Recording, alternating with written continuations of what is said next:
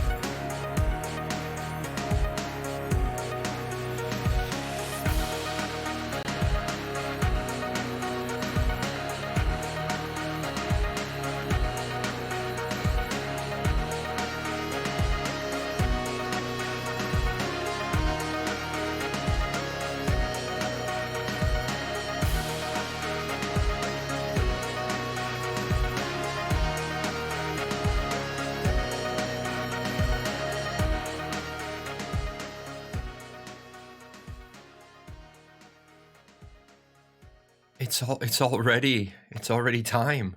Like it's already time. I was in the middle of stuff.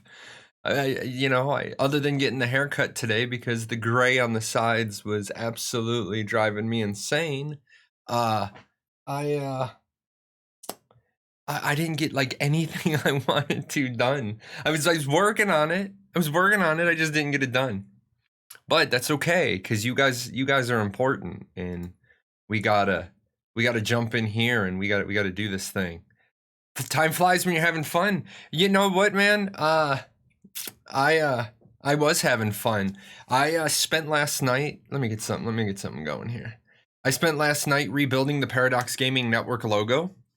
Yeah, still 6 minutes early. I just wanted to get started. I just wanted to get going. Because I couldn't finish what I was doing, so I was like, I might as well just go. I might as well just go live. This microphone is live. So I am coming to the conclusion that I love streaming a lot more than I like making YouTube videos. Because here's why. The YouTube video that I'm working on right now, I had to keep redoing. Like the script was good, but then I had to keep remaking the script, and I had to keep remaking the script, and I kept so it probably took me like 2 hours. Had I just turned around and streamed what I was doing, you don't have a choice. You have to go with what comes up first. So whatever comes up, whatever you get done is what you got to go with. So yeah, it was it's my first content creation advice video is what I was working on, and it's done. Well, it's not done, it's filmed. There's one, I'm gonna be honest, there's like a mistake, so I don't know what's going on outside my house. Is the revolution started? I hope not. Anyway, there's like one mistake in the video, and I was like, I don't like it. And then I was like, yeah, but then you gotta like redo all the editing you've already done. And I'm like, you know what? The hell with it. It's one mistake. It's not bad. So. And if you stream doubles is a YouTube video that rocks too. Yeah, I can't believe how many people watch the entire podcast, like the entire YouTube video of these. I was like shocked. I was looking at the analytics and I was like, oh, let's go with it. As long as the content is good, mistakes are not that important. Yeah, that's exactly it. I could spend another hour and re-film the video, but then I'd waste an hour. It's like one mistake. It's like one mistake. So I said, you know what? We're pressing with it because I got other things to do. Come on, you started 8 minutes early. I hope I didn't miss anything important. No, just the introductions, just getting started. I talked about rebuilding the logo because if I rebuild the logo, oh, there's a Prime. We're starting off with Prime subs. Excellent. So I had to rebuild the logo so I can rebuild the merch. I think I screwed up. I do not like Designed by Humans, their interface. I want to talk to them about it, although they're not gonna care about a guy like me. But it's like you never know if you're like they need to give you an indicator. Like last time it said that I had submitted a product and I didn't know. So I'm gonna put it in again because now it says I only submitted one product, but I added something else. I don't know if it's waiting pending approval. They need to work on that piece. I like having it run in the background while I'm working or working from home. Man, I will admit a lot of people have told me that they use it as background noise. That's totally cool if they use it as background noise. Works for me. People have said it's distracting sometimes because they'll hear something and they'll stop, they'll rewind it because they want to hear that piece. But that's good. That's good. You drive a lot? Yeah. I haven't been able to find anything good to listen to lately while I drive, but I drive so rarely. Like today I went all of 10 minutes from the house. Posture check. Nope, I'm good, man. I am on my balance board. I am standing up, working the abs. I think life is good. Let's see. Only had to miss second half of work to catch a stream. I miss work. No, I don't. I'm not gonna lie. I keep myself busy now. I do keep myself busy. But I do want to say, been having a lot of fun making content. I am stoked for Alpha 1. I am really, really, really stoked for Alpha 1. Once Alpha 1 comes, I was talking to people on my Discord yesterday, and I was like, yeah, my channel, it had like a surge, and now it's kind of like dipped back off. But I agree with the consensus from my Discord. There was a big surge from the Lazy Peon, from Tim the Tatman, Summit, Shroud, Asmongold. However, until we get into Alpha 1, only the diehards are looking for information. Only the people that are like, give me every single scrap of information are looking for information. I think somebody said it, once it's hands-on, once there's stuff to do, like once there's answers available for questions, a lot more people are going to be interested. But as it is right now, I think we're doing a good job here. I think we're doing a good job here because we're building a lot of good questions. As we saw, and we can finish up our review of the questions thread. Actually, it's probably gotten longer. There's a couple other things I want to talk about today as well, but people are asking really good questions. Although, one problem I'm running into, there are a lot of people who are projecting like their opinion into the answers they give. People got to stop that. One person thinks that Ashes is going to be like every other game on the market, and I'm like, no, it's not. You can stream Alpha 1, yes. Anybody with Alpha 1 can stream it. I have Alpha 1. I will be streaming Alpha 1. The initial tests for Alpha 1 are going to be small. They're going to be like one shot, one off streams. It's not going to be a persistent server right away. I think a lot of people need to understand that. It might be we're putting the server up on Saturday, or we're putting the server up for 2 days. A lot of people are thinking it's going to be like other alphas where it's like 3-4 days a week. That comes later. That comes later in Alpha 1. The initial alpha tests are making sure that it holds up to 10,000 people, that life is good, that the patcher works. Intrepid has had some problems with their patcher, their installer, and they have to make sure that doesn't happen, because you can't be giving people like a page and a half of instructions for how to clear out files off their computer. Like, It was bad with the early versions of Apocalypse, and I say that they got to get that dialed in because there were some pretty. I mean, um it wasn't like overly complicated stuff, but I mean there was some residual trash. Oh, somebody else subscribed with Prime. I appreciate that. There was some residual trash left on your computer that you had to like.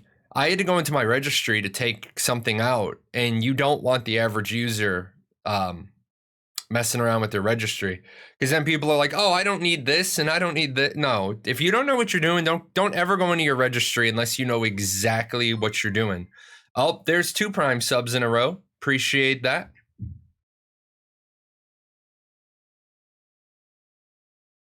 It sounds like things are blowing up at my house.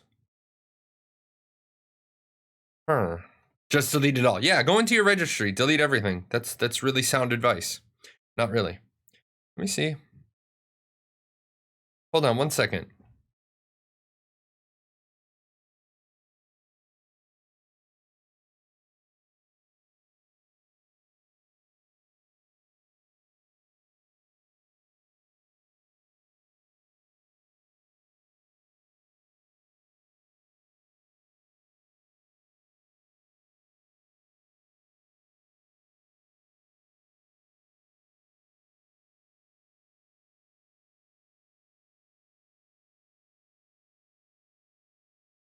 Sorry, my wife's not home, and I heard a really loud crash downstairs, and I was like, was that a cat jumping off something, or was it my daughter? And it was my daughter. She fell. She has this problem with her chair, and she's got a chair with wheels. She's not going to be happy because I'm going to be getting her a different chair, and it's not going to have wheels, and then she's not going to be able to adjust. I'm going to be like, well, you seem to have this problem with chairs with wheels. Let's see.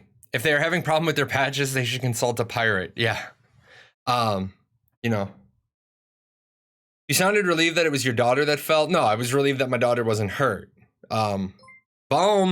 We got a choo-choo going on right at the start of the show. That's like 4. You guys are amazing. I appreciate that. Actually, yeah. Do we have any idea when Alpha 2 will be? It'll be after Alpha 1, and we have no idea how long Alpha 1 will be. But yeah, I was relieved that my daughter wasn't hurt. Unfortunately, I didn't recheck to make sure that the camera can. My wife rearranged her desk, and yes, of course, she pointed the camera the wrong direction. So I can't actually. Oh, can it go? No, I don't think it's gonna go. Maybe. Oh, it did. Excellent. I can see my daughter's desk. She can't hurt herself on the couch, but yeah. So she's good. Everything's good. Do you know if guilds will be up in Alpha 1? If so, I want to join yours. If guilds are up in Alpha 1, I will be starting my guild mainly for I will be starting 2 guilds in Alpha 1 if possible. One because I want to see all of the I'm going to like unlock everything so I can test what's what, because that's something that I want to get as much information on as we go. I will start doing the actual recruitment for my launch guild after I've been in Alpha 1 for a while, because I don't know, like I don't want to start recruiting people and then be like, I have a bunch of tanks and I don't have enough clerics or I don't have enough damage dealers. Gotta work all that out. Gotta work out all the details. Basically, most people have got to realize you're gonna have 1 tank per 8. You're gonna have 1 cleric per 8. You're gonna have 1 bard per 8, and then you're gonna have 5 damage dealers per 8. So, that's just basically how the breakdown's gonna be. A lot of guilds have said I'm not doing 12.5% of my guild is tanks, and then all I said to them is then you're gonna basically be having people going outside the guild to get stuff done. I saw that ridiculous WoW Classic forum post. The WoW Classic guild was like, if we catch you talking about Shadowlands or playing Shadowlands, you're out of the guild because you're a WoW Classic guild and that's it. You're not allowed to play any other games. I'll tell you right now, I would never be in a guild where the guild leader says you can't play their games. I'd be like, I'll tell you straight up, if you're never at the activities that I need you for, look at this craziness. The E-Pop just gave away 5 subs. We're gonna be back up to our 500. Man, I'm still waiting for Twitch to get back to me. Some people have said it's like 8 to 10 weeks to hear about your partner application. I really hope not. I really hope not. But at this rate, they're gonna take one. When they finally get around to looking at my file, they're gonna be like, this dude's got like 81 usual viewers or 150 usual viewers, but he's got like 500 subscribers. So, oh, whose is that? That one's kind of cool. That's cool. I like that.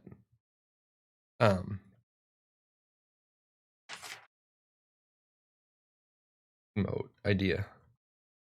Fight. I like that. I'm gonna write that down. So, if I make Twitch partner, I will have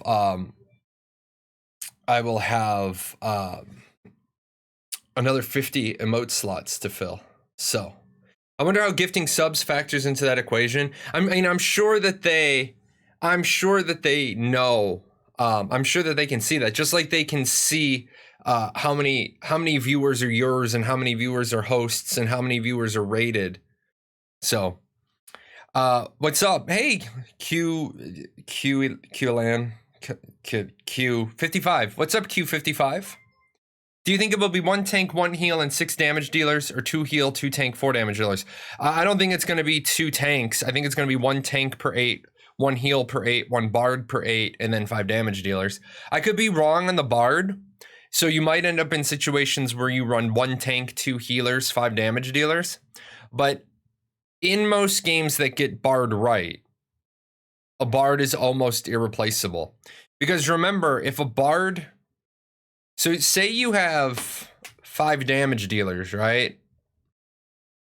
The bard then, if the bard has over 20% additional damage done as a buff, it's more beneficial to have the bard.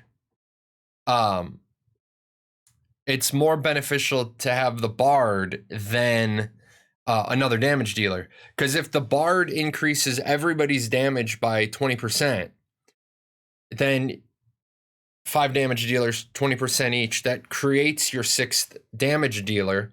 And then usually bards do more than just 1 buff. One thing I did learn a long time ago in EVE is that a 5% rate of fire bonus will always outstack a 5% damage bonus. And I was like, is that true? I spent like years, like always not believing that. And then it always turned out, it almost always turned out to be true. Almost always. That's why in EVE, you'll get like a 5% damage bonus implant, but only a 3% rate of fire implant, because rate of fire increase will always outdo a damage increase. So if you give bards have bonus attack damage and attack speed, you end up with a lot more damage than having a 6th damage dealer. Aren't summoners the jack of all trades to fill whatever role is needed? Yes, summoners can fill whatever role is needed. However, we don't know if they can fill whatever role is needed as well as the main archetype that does that job. So can where is it? Class chart. So can a necromancer, which is a summoner cleric, heal as well as a cleric? We don't know. We simply don't have that information. Can a summoner cleric, which is a necromancer, fill in the gap if the cleric goes down? Sure.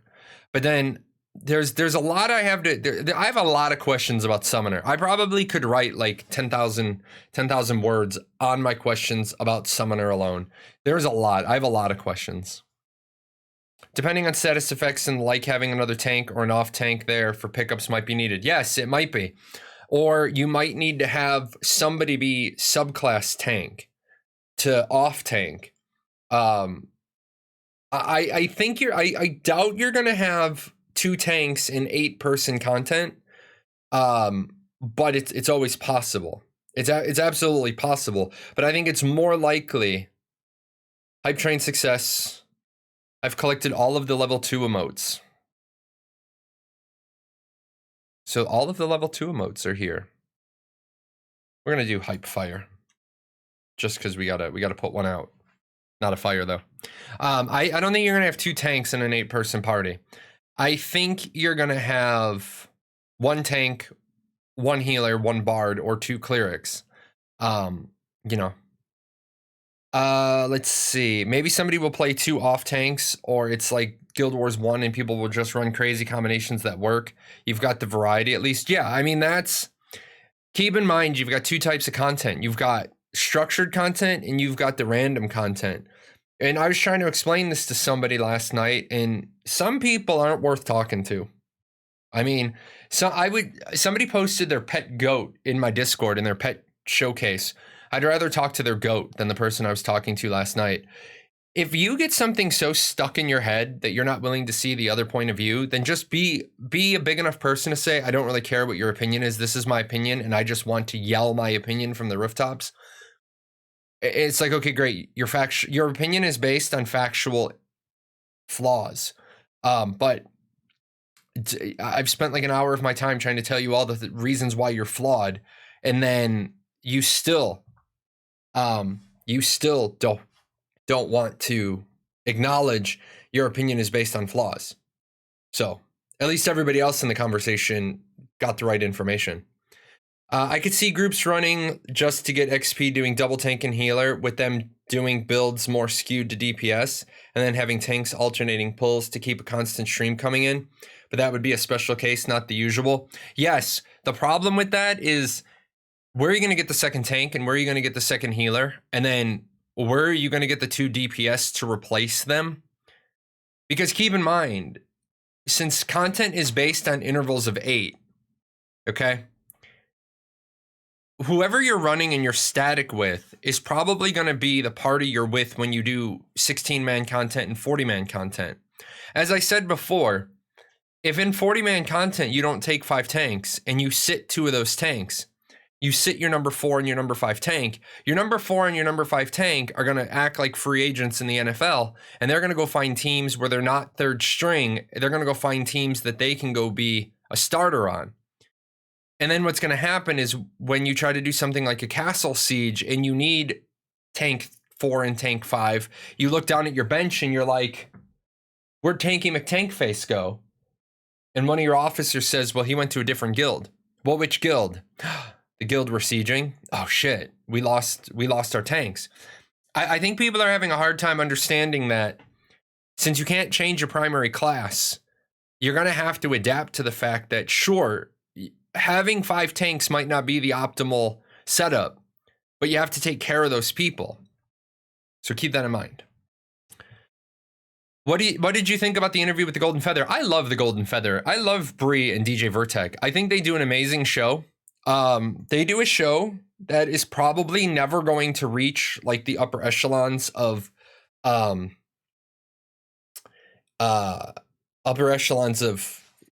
numbers, but they're going to help propel a lot of creators. Because remember, anybody that watches the Golden Feather, they see every new guest that comes on every week, and then every new guest has the potential to talk other guests. They definitely have the skill set necessary to be a large stream, but they stream once a week, and they do a very interesting niche program. I could definitely see their program growing, but they're not going to hit like 10,000 simultaneous viewers. They have the skills to do it, but that program doesn't have that level of potential. But I love those two. They're what they do for the community is great. Plus the fact they get Steven and Margaret on their show. They get them to talk about things differently. Like, coming on my show for Steven is exhausting. Like, my show is like 60 minutes of like interrogation. Going on the Golden Feather is like way more laid back. You get to like theirs is more like present Steven as a person. This last time I presented Steven more as a person because I think that needed to happen. A lot of people didn't know that, but yeah, I told, like you heard me say on their show, they can ping me while I'm doing my Friday show and be like, dude, we just had a cancellation. Can you swing by? I'll swing by. If I swing by more often, though, they can expect that I'm going to turn the tables on them. Like, they can have their agenda, and I'm going to ask them questions. I'll turn the hot seat around.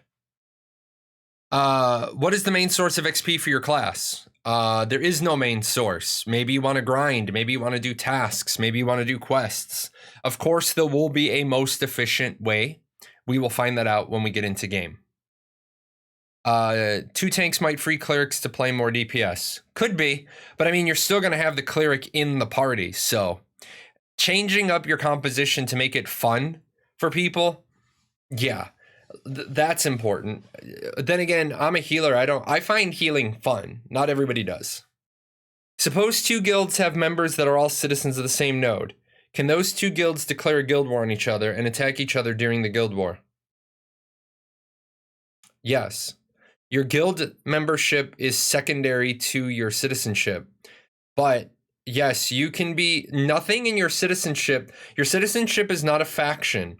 Your citizenship does not force you to be nice or allies with all the other citizens. It's not a quasi-faction relationship. There are quasi-faction relationships in it as far as who you can attack in node wars and node sieges, but guild wars and guild sieges are outside of the node system. So yes, you can have the entire population of a node could belong to 2 different guilds, and those 2 guilds could be at war with each other. Yes, absolutely.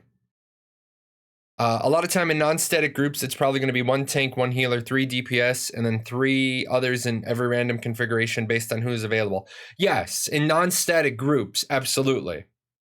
By the way, this is the point of the show where I tell you, if you want to be good at Ashes of Creation, you gotta be at least in a guild of about 16 or 24 or 32 or 40 people. You want to make sure that you have a group.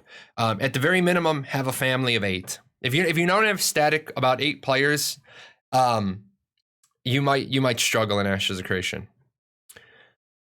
Can you still get access to Alpha 1 or Alpha 2 via purchasing a website package? Yes, you can still get into Alpha 1 or Alpha 2. And if you're brand new to Ashes of Creation and you haven't signed up yet, I just linked my referral code. I would greatly appreciate it if you used my referral code. It is an affiliate link. I do get a kickback.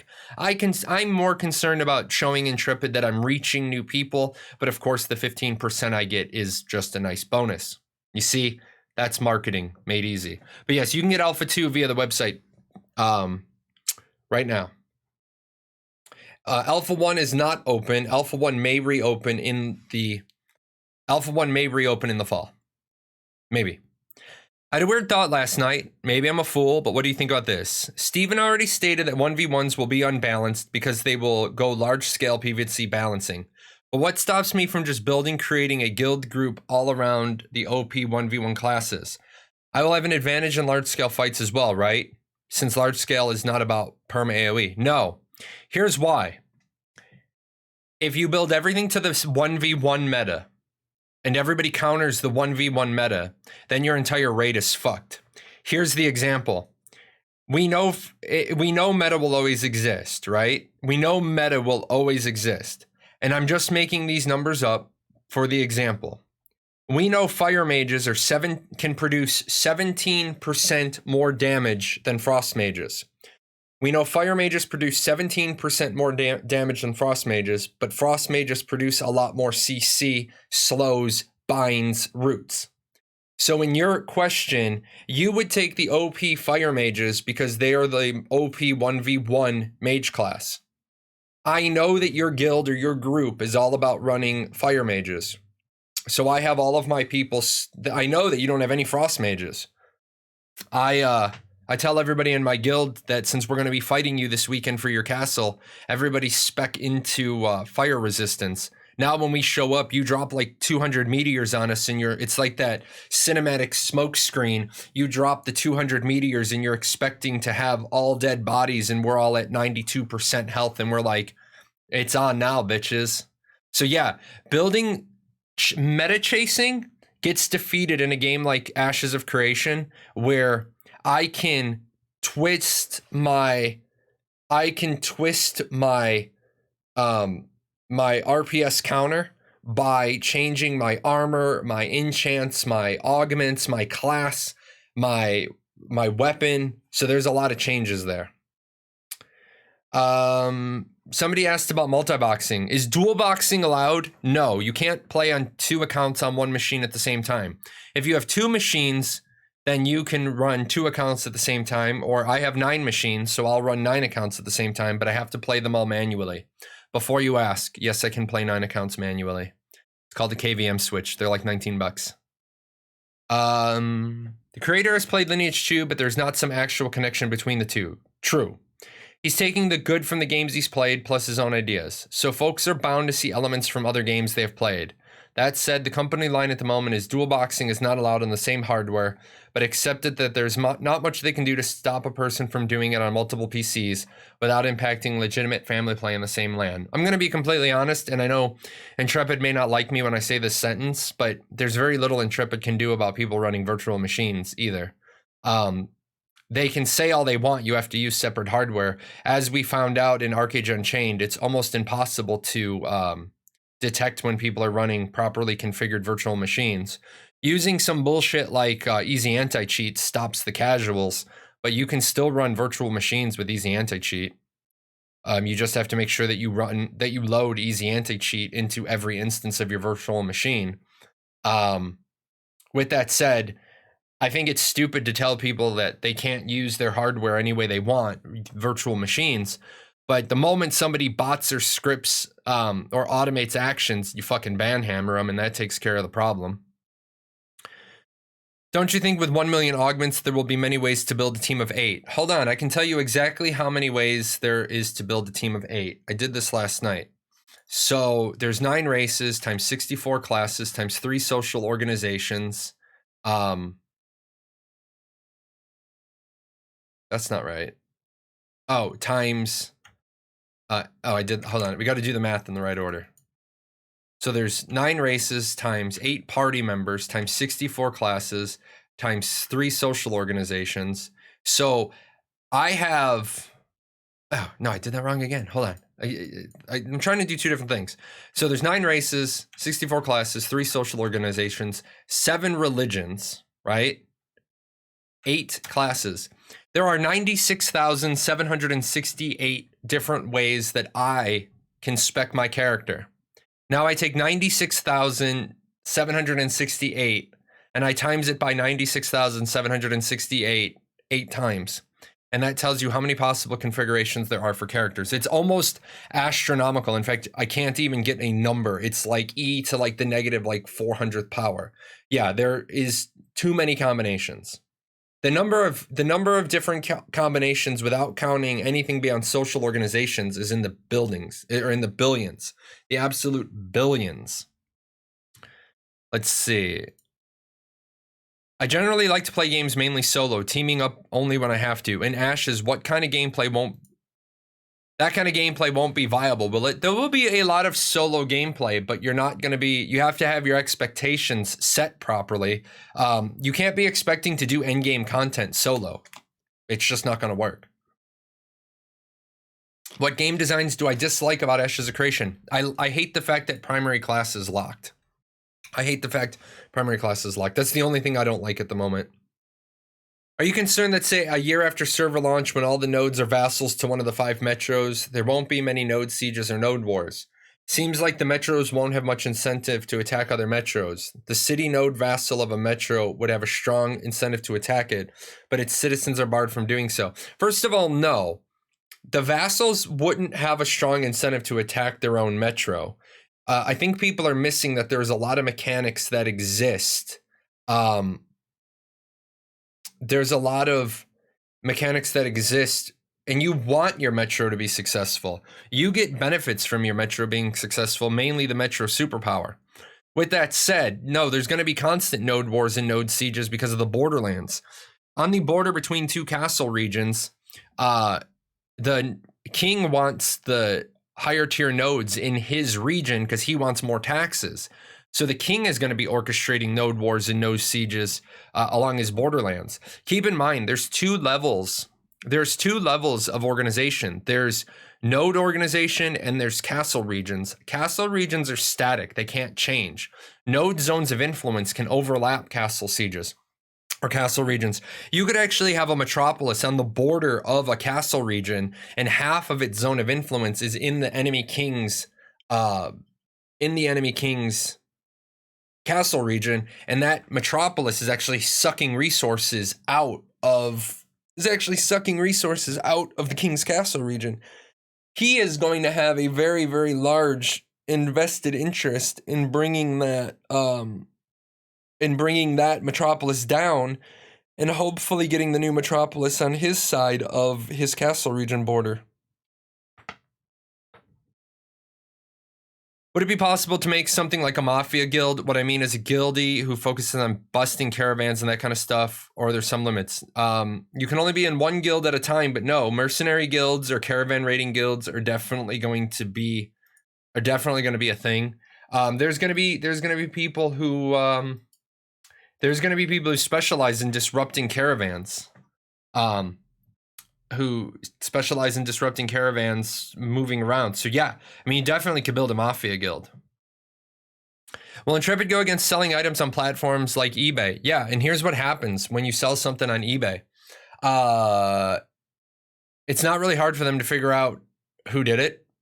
And then what they do is, you can't really punish the seller. I mean, you can ban the seller's account the moment that you know they did it, but you also punish the buyer. So the buyer spent real world money to get an item on an account that they just got deleted. So really, Steven is going to like banhammer the shit out of cheaters. And I know some people won't play. Because of that, but good, we don't want them anyway. The subscription model is kind of a stop to multiple accounts for some people. Some, yes. It's multiplication, no order necessary. True, but what I was doing is I was doing two different sets of operations in my head. I was doing the 64 times 64 times 64 in my head, and that's not what I wanted to do. When a server has 5 metros, will each metro have roughly 20 to 20 nodes as vassals? No, because only about 60 nodes will be developed. Remember, lockout begins at level 1, so there will be nodes that never develop. Or will the system allow for one metro to have like 40 nodes as vassals while other nodes have 10? No. A metro's zone of influence can only expand to 20% of the world. So while it's not necessarily going to be 100% equal, it will normalize out. So most of the nodes will have approximately 13 to 15. Unless there's something I don't know about, it'll be like 13 to 15. While it would take an enormous amount of work, would it be possible to build faction with more than one of the social organizations at a time? No, you cannot. The moment you join, speaking of which, guys, this goes right into progression. So right into progression. This week's video is on progression, and I go into a lot of stuff like that. But very specifically on progression, the moment you leave a social organization to join another, you lose all your progress. So you can only have progress in one at a time. So, let's see. I think it would be cool if a metro could completely absorb another node. I mean, I don't know why that would be any cooler than the vassal system. But also keep in mind that really wouldn't be possible because, remember, the node is the dot inside the zone of influence. A lot of people are struggling with this. The node is only going to be a part of the zone of influence. The rest of the land is zone of influence. So it's not like you're ever going to have two cities right next to each other. You might have two cities closer than other cities, depending on which of the 2 to 3 spots in the zone of influence that they spawn in. But for the most part, you are going to have travel time and distance between the nodes. Explain zone of influence. Zone of influence is the colored border around the dot. The dot represents the center of civilization, which is the node.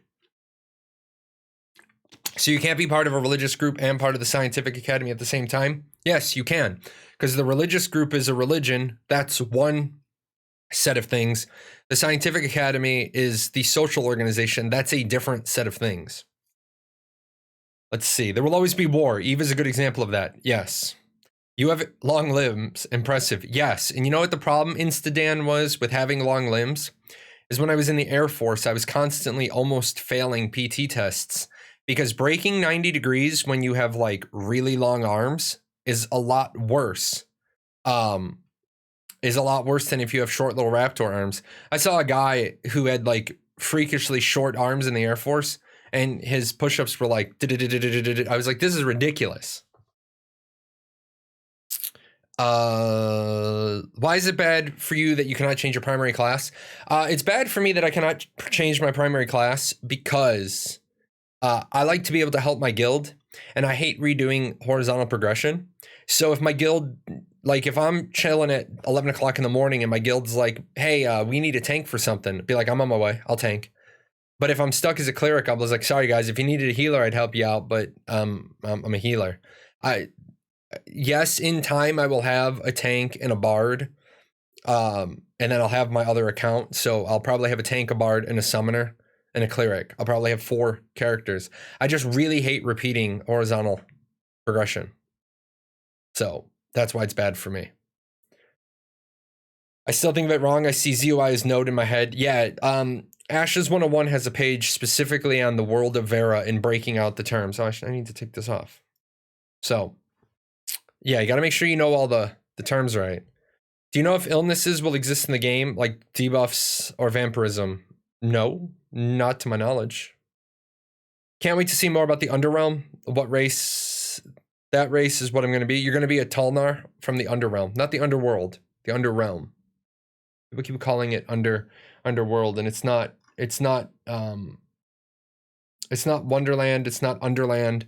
This isn't the movie Underworld. What happens to the zone of undeveloped nodes? Will there be no content? There will be no content, but the nearby nodes will push their zones of influence into that area since there's no node to contest them and push back. So the neighboring node will push its content into that zone of influence. Sorry if I missed it. Never apologize on my show. You're here for answers, and I'm here to give them. How many people will there be per server? Okay, so I really need Steven to clarify this statement because it's a really bad statement. But there's going to be 8,000 to 10,000 concurrent players, and up to 50,000 people can make their character on an account. I think that is a misspeak because a 5-to-1 ratio at launch is going to suck. So I'm really hoping that they mean it will grow to 50,000, but not be 50,000 at launch. If you try to do a 5-to-1 ratio at launch, you might as well just pack up your game and lose 3/4 of your players. Because if you're going to have primetime servers and then you're going to tell 40,000 people they can't play their character and it's going to be hit or miss, people are going to be pissed. I can tell you right now. I can tell you right now, the amount of chargebacks they would get would go through the roof. Are they going to do queues if full, or are there other ways of doing it? Unfortunately, with the way that they're going, with no sharding and no instancing, then it would have to be queues. And let's be honest, how long are you going to play a game if every night you get home from work during launch week and you're in a 10,000 person queue, you sit in the queue for 4 hours and then you got to go to bed and you never even got under 5,000 in the queue? You're gonna charge back and uninstall. I really hope the 50,000 was a misspeak. And I always say this, give Steven leeway depending on when he says what he says. If Steven's on the monthly live stream, it's probably about a 90% accurate statement he gives. He makes mistakes, but it's probably about 90% accurate when he's on the monthly live stream. If he's on a if he's on a regularly scheduled interview, like when he came to my show, he knew about that for weeks in advance. I would say 85%. I may catch him with a question. He may not hear the question properly. So 85%. But when Steven's on his phone, driving to Vegas, doing an impromptu interview that he only knew about like 10 minutes prior, I think we got to give him about a 40% margin of error with his answers, because keep in mind, your brain can only do so many things at a time. You're trying to drive, listen, and formulate a thought, and you also were driving and you had other things on your mind. You can't just turn off those other things. So I'm willing to say that maybe the 50,000 was a oops. I'm willing to say maybe that 50,000 per server was an oops. I wish he would just address it, but will there be some nodes that are harder to level up or control, making them a kind of no man's land? Or will every node be the same difficulty, but with just different skins and types? All right. No, they're not going to be different skins and types. The 4 different nodes are vastly different. They are so different that in order to give you a real answer, I'm going to send you to ashes101.com, because I've got probably, of the 35,000 words I've written on Ashes of Creation, probably 10,000 are on nodes. Each node type has a different election system. They have different unique buildings.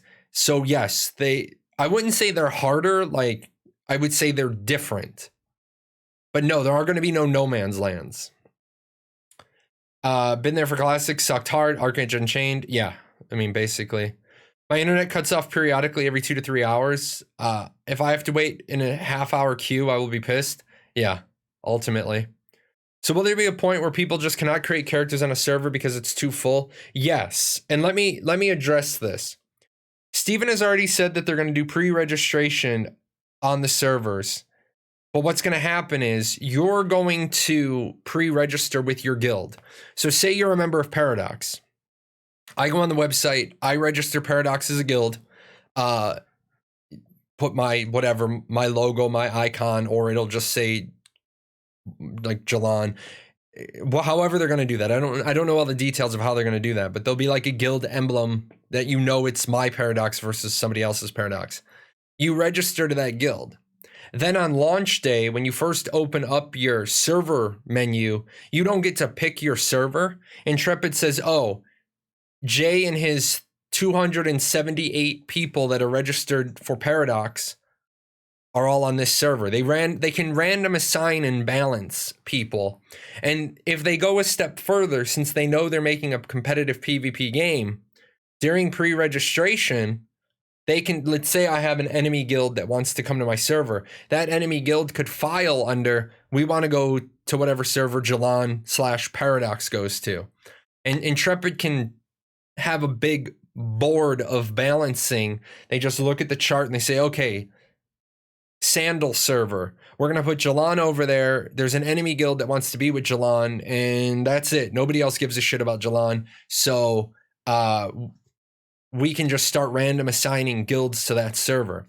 This guild and this guild both say they want to be together. Okay, we're going to put them together. So you can work that out. And that'll stop people from getting blocked out from their guilds on launch day, which always sucks.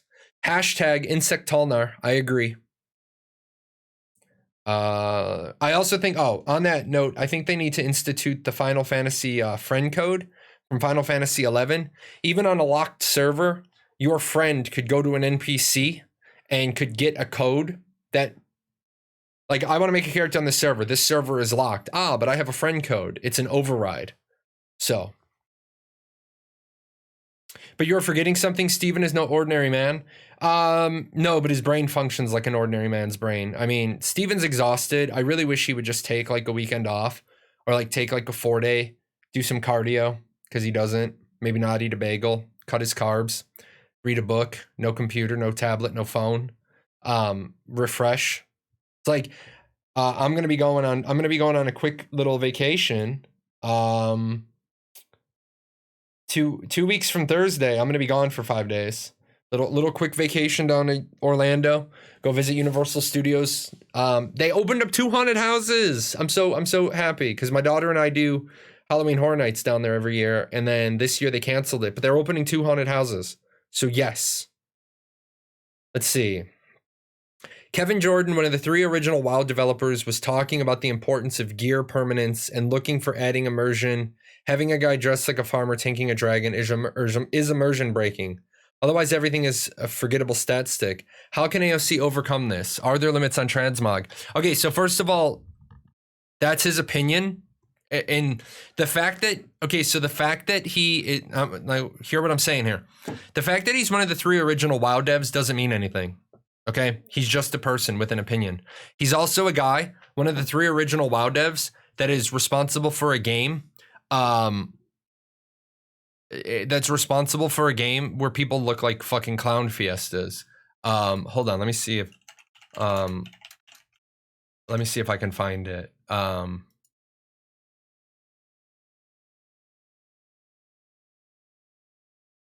Does somebody have the meme of the absolutely ridiculous how wow the movie armor should have looked? I think is. Does anybody have the ridiculous WoW meme where you can put the most ridiculous armor sets together? If you have it, let me know. I don't think WoW has any room to talk when it comes to how people look.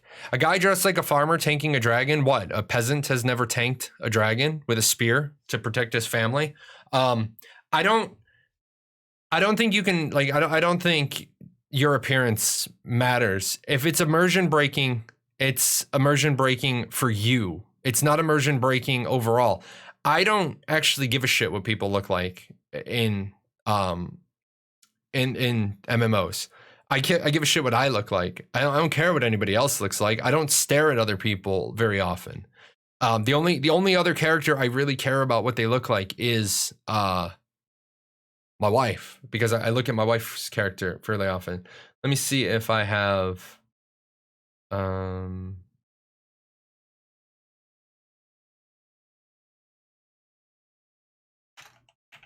me see if I have it. I have my wife in mind. Wedding photo from Final Fantasy. Let's see. People don't see main problem that's going to happen as soon as the game goes live. I bet developers never thought about this. It's based on constant parties and clans. Clans coming in, lineage and zerg the content, making it worthless for solos and new players. If content won't be based on the whole server progression-wise. There's nothing, the developers can't do anything about that. You're asking, what you're asking for is an impossibility. What can a developer do to stop pre-formed guilds from coming into a game? If you can come up with a solution that stops pre-formed guilds from coming into a game, I'd love to hear it, but there's nothing you can do about it. How do you regulate my friends? How do you regulate my guild? How do you regulate my family? You don't. So if I'm a primary healer and I choose healer as a secondary, does that make my heal spell stronger, or will secondary class augments be totally different if you picked it as a primary? We don't know how the doubling down works. It's a good question, but Alpha 2 is when we'll have an answer for that. Oh yeah, I mean, that's not exactly the one that I was talking about, but we can definitely use that. That'll work. I mean, the guy who talked about immersion breaking shit in WoW. Okay, well, tell me how this isn't fucking immersion breaking. So if I have to choose between a farmer tanking a dragon, or I have to look at this guy tanking a dragon, I'll fucking take a farmer tanking a dragon over this, please and thank you, because this is ugly. This to me is immersion breaking. So everybody has their own version of what's immersion breaking. Do you think there would be artisan guilds? Yes, 100% believe there will be. Let's see. Vacation during Steven's big interview. Oh man, that killed me. I mean, I'm gonna say this. I have in recent years, since I've been retired, I have learned how to just not have stress. Because as I told you guys in my video on motivation, there was a time in my career I was just crippled by anxiety because I was responsible for so much stuff in the military. I literally just developed decision paralysis. I was so worried about the second, third, fourth, fifth, sixth order effects of my decisions. I just couldn't make decisions. And I just had crippling anxiety. I was having panic attacks because I was responsible for $4 billion worth of aviation fuel. And I'm like, holy shit, I don't know anything about aviation fuel. I actually read a book. I read the 5 second rule. And I was like, holy shit. Absolutely. Make a decision in 5 seconds. Make the best decision you can. Just do it. Don't get paralyzed by fear. Don't get paralyzed by all the stressors of the decision. Just address the decision. So, yeah, absolutely. Let's see. Totally going to tank a dragon in a fire elemental skin and peddler gear. Yep. So if Steven releases big information between the 8th of October and whenever the hell I'm back, 5 days later. So if Steven releases big information between 8 October and 12 October, so be it. So be it. I mean, I'll miss 2 streams. I'll miss the 9th and the 10th, and I should be able to stream on the 12th. If I miss stuff, I miss stuff. If I miss an alpha test weekend, I miss an alpha test weekend. That's just how it is. How long do you think a person would have a piece of gear before finding an upgrade? I know in some games you can get new and better weapons every other enemy, while others you could use a starter for a good chunk of the game. I have no idea. I have absolutely no idea. I have no idea. I mean, zero. This game is going to be politics-wise, economic, and guild clan. There will be guilds based on craft just to rule the economy. Support guilds for Zerg guilds. Yeah, I mean, absolutely. That's like saying my neighbor's house is a crack house, but it doesn't affect me because my house is clean. It affects whether you know it or not. No. Immersion has... I mean, unfortunately, your argument back is a bad argument because there's a huge difference between a crack house next door to my house, because I don't think anybody can turn around and say the crack house next door to me doesn't affect me. So that's just a bad argument. If somebody were to say the house next door to me is a crack house and it doesn't affect me, I'd look at them and say, bullshit. Here's 50 reasons why that crack house affects you. So I get where you're trying to go, but that's a really bad argument. What you're dressed in doesn't affect me in the slightest. Doesn't affect me in the slightest. I don't care what you're dressed in. Let's see. Flying mounts, there will only be 10 flying mounts on the server and then up to 10 temporary legendary eggs. So I heard you don't get new skills from your secondary class. True. And the secondary class somehow only changes the way your abilities work. Also true. There was an example about a charge for a fighter, and if you go into a mage as a secondary, it's going to become a blink instead of a charge. Yes. Somehow that sounds a little cosmetical. No, not at all. So do you think playing a different second class will make it feel like a truly different class? Yes. Or will the base be almost the same with every subclass? No. I mean, I hate when people say that. If you don't recognize the difference between a charge and a blink teleport charge, then you're just not wanting to see it. Real simple. I'm chasing a guy and I have the regular charge in, and the guy goes around a rock. I can't teleport charge, or I can't charge to him because the rock is in my way and it blocks my charge. But I'm a fighter subclassed mage, so my charge is a blink. Well, now the guy runs behind a rock and now I charge him, but because it's a teleport blink, I end up next to him. I'm going to initiate on a fight, and the paladin is trying, like we're pressing our advantage, and they're retreating. And you know, in most PvP games, as soon as you get the other guys backpedaling, as soon as you get the other guys backpedaling, you want to keep pressing your advantage. Don't give them time to regroup. Hey, I appreciate that. Thanks, Bezos. Yeah, exactly. But the enemy tank does a good job. He throws up his shield, and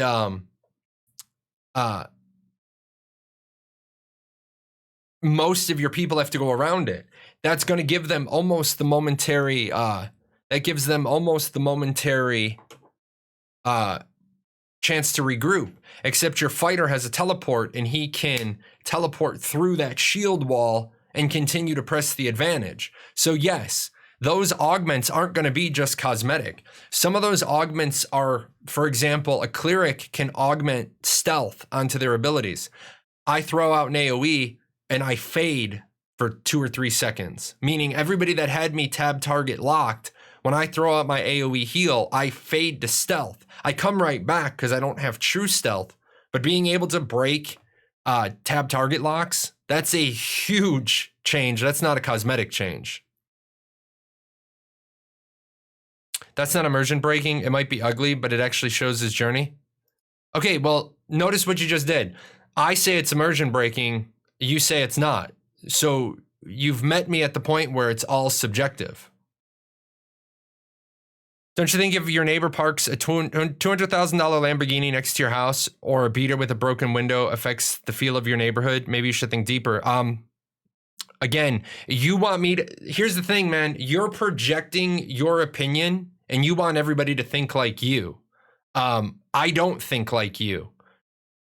The only time I give a shit about what's going on in my neighborhood, I'll tell you, there's 2 times I give a shit what's going on in a neighborhood. When I go to buy a new house, I want every shitbag in that neighborhood to be showing their shitbag flag when I'm driving around that neighborhood looking for a house. Because if there's going to be shenanigans, I want to know about it when I'm buying the house. You know, when I go door to door and I ask all my neighbors if either they can tidy up their shit or if I can pay to get their shit tidied up when I'm selling my house. If I've got a neighbor whose yard looks like shit, guess what? Ding dong. Hey, Mrs. Johnson. Hey, Mr. Johnson. I noticed that you guys haven't been able to keep up on your yard. I'm willing to pay my landscaper to come in here and like tidy up your yard. I'm willing to have my kids come over, like help pick up. Would that be okay with you? I've never had a neighbor say no. Get their yard all looking good, maybe fix their fence a little bit, up that neighbor appeal, sell my house and peace the fuck out. Just saying. Do I care what mounts people ride? I don't care what mounts people ride. I care about the skills of the mounts that people ride. If he releases info while you're gone, he is planning to troll you. Yeah, I know, right? I'm sure you've answered this, but can you be a part of multiple guilds? No, 1 guild. Why am I going to miss streams? Because I'm taking my fall vacation with my family. We go to Universal every year for Halloween Horror Nights. This year it's canceled. So Stufferton is okay? No, Stufferton is, people didn't know this. Stufferton was pay to win. Stufferton came with a unique pay to win ability. When you ride a Stufferton, it automatically increases your probability of getting PvP'd by 1,000%. The reason why I have a problem with Stufferton isn't the Stufferton, it's the fact that they released Stufferton. It's way too cartoony in the concept art. And then they kind of half-assed the explanation. However, to their credit, when I called them out on Stufferton and I said, this is a load of bullshit, I got an answer from Steven. And that answer was, it was a solid answer. Because as you guys know, I don't give a shit. I get right up in there. And I said to Steven, I said, I hate this bear. This bear breaks your overall art style because this bear is too cartoony. My problem with Stufferton is that it goes against all of their other art design. I said, Steven, I had a big, huge problem with this piece of cosmetic. And I said, it looks too cartoony compared to the rest of your art. And he literally said, you will love the bear in game. It won't be too cartoony. Okay, well then if it's not going to look too cartoony, that's fine. Are you taking applications for your guild? Our WoW guild would love to join you. I'm following you and have the alpha test. I am not taking applications for my guild at the moment because I don't know what I need. I think it's premature to start doing applications for the guild until at least Alpha 1. And we're in there and we're doing it. We have to know what we don't know. Let's see. Will European servers be split by languages like German or French? Not presently. People had that discussion with me in a couple other places, and I'm going to be honest.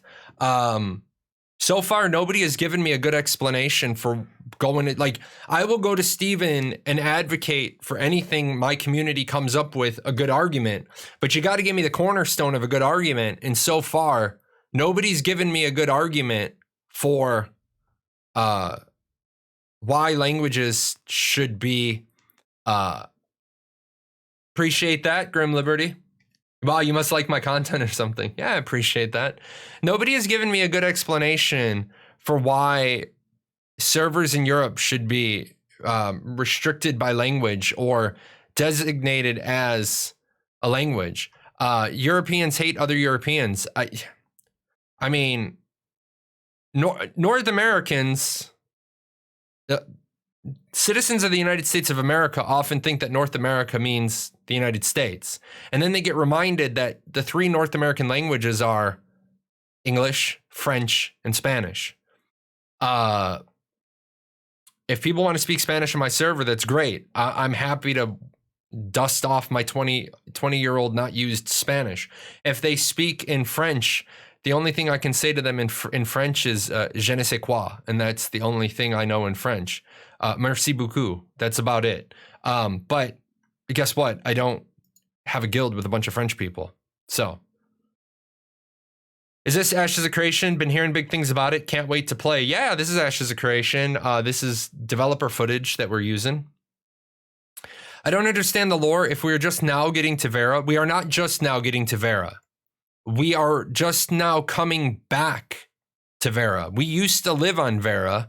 The calamity hit, and then the corruption spread around the globe. The gods opened up the divine gates and protected the underrealm to save their creations. Because remember, the races are all split off parts of the first. Because the first, and we're not going to go into that lore, but the races are split up. So the gods protected their creation. So we're not just getting to Vera. We started here thousands of years ago, thousands and thousands of years ago, and we're coming back. 100% chance of stuffed animal golem dungeon just to justify Stufferton. Yeah, I mean, so. I care about people's mounts when they're so large they block NPCs I'm trying to talk to. Yeah, that's a bit of a problem. I think it should be simple. Heavier gear means better defense, so if someone wants to wear cloth, then you're not going to tank very well. That's a bad presumption. There are evasion tanks. There are damage reduction tanks. A lot of people were always confused as shit in Arcage before the critical damage gems came in 4.5. I tanked 2 or 3 or 4 or 20 people as a cleric because my damage reduction was like 70%. Never think that the only type of damage is defense. Evasion tanking is a thing. Damage reduction is a thing. So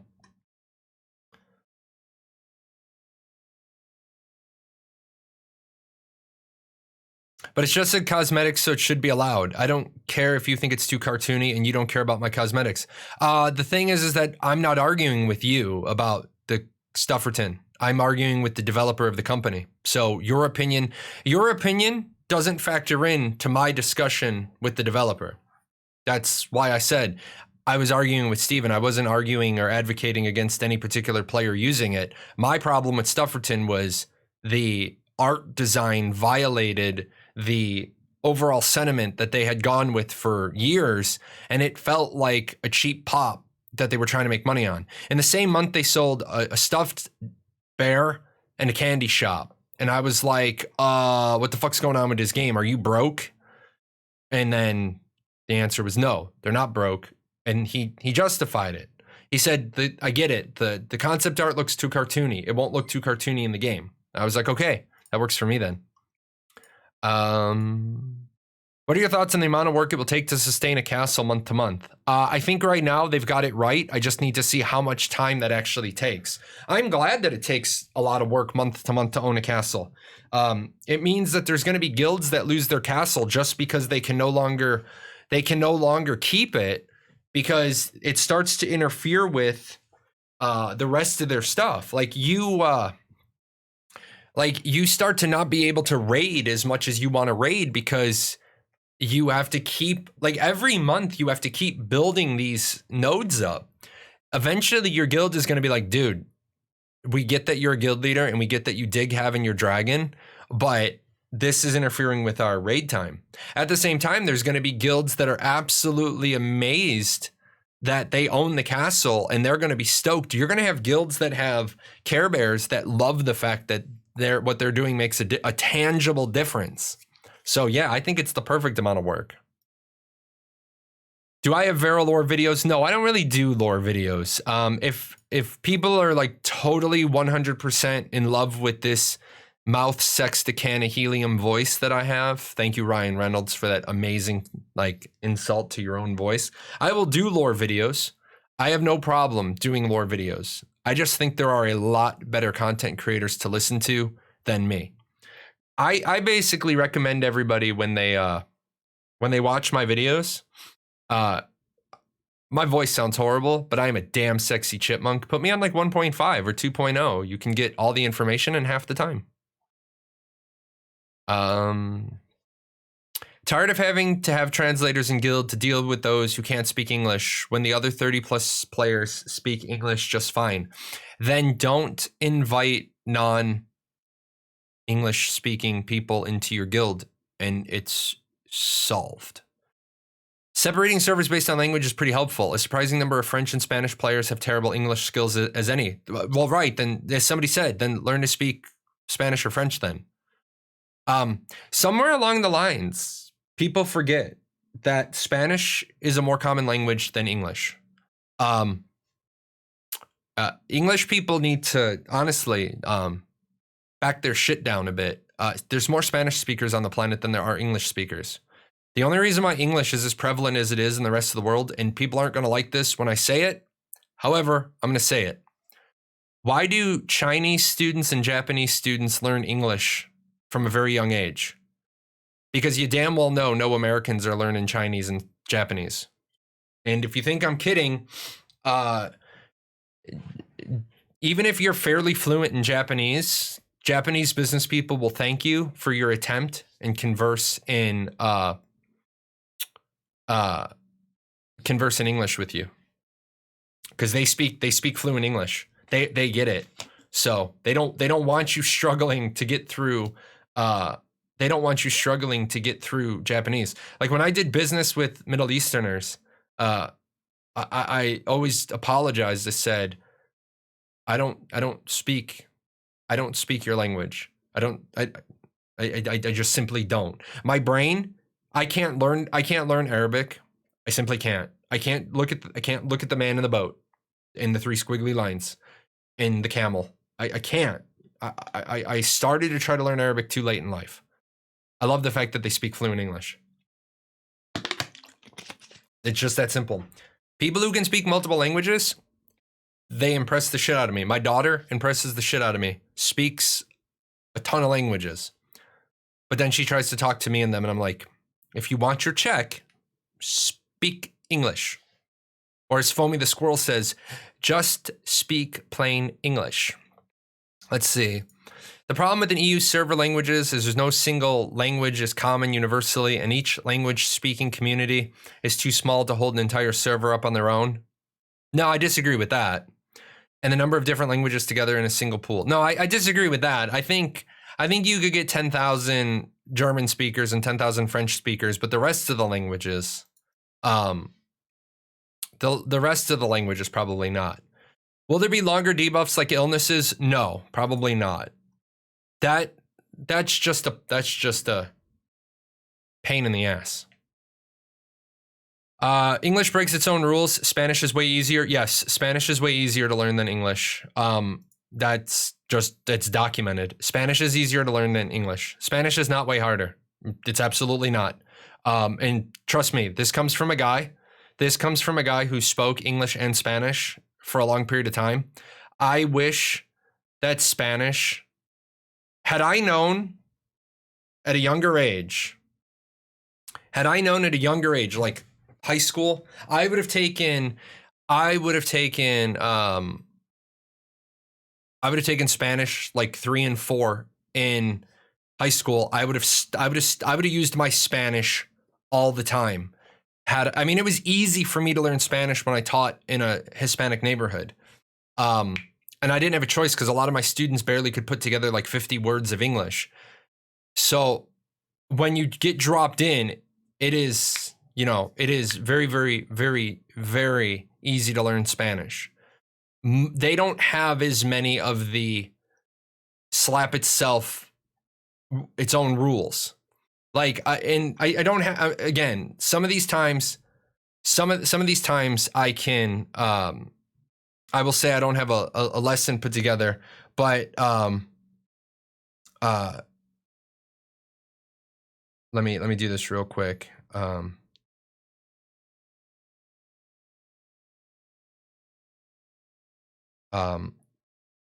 This is just a real simple explanation for why English is so difficult for other people to learn. 1 goose, 2 geese. 1 moose, 2 meese. 1 mouse, 1 mice. 1 house, 1 heis. That's just a quick, dirty explanation for why English is so damn difficult for people to figure out. We have contradictory rules simply for making plurals. So, I mean, we can do a language discussion some other time, but yeah. I disagree. Your voice is totally nice to listen to, and you could always auto-tune some shit. Hey, I'll write that down. I could be like everybody else. I can auto-tune, right? Let's see. Grim Liberty, you said common in D&D. I think I'm gonna be honest. I'm gonna be honest. I think that either the entire world should just learn English, and I know that's being, I know that's being biased to the language I already speak. I think the entire world should just learn English, and it's our first step to having a single government. We're never going to have a single government until we have a single language. Or, oh, you got me. My foot was off the board. Or we need to come up with a language like you have in D&D called Common, or in Ender's Game where you have a language called Common, where everybody speaks the same common language. English is not one of the hardest. No, English is not one of the hardest languages. It's one of the hardest languages to learn as a second language, because we have so many contradictory rules. But yes, Common in Ender's Game was literally English. Well, yeah, I mean, it was literally English, but that's because it's a written novel and it was written in English. But yes, the idea of common. Let's see. There will always be guilds that are language exclusive on an international server, but having a group that is from different countries and still plays together is beautiful. Yeah, I agree.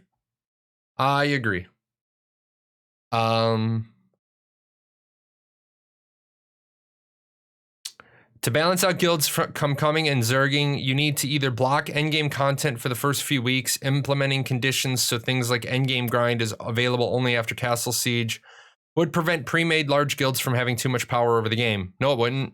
Not in the slightest. Because if you do that, then guess what the pre-made guild does? They take a castle. That's not a solution.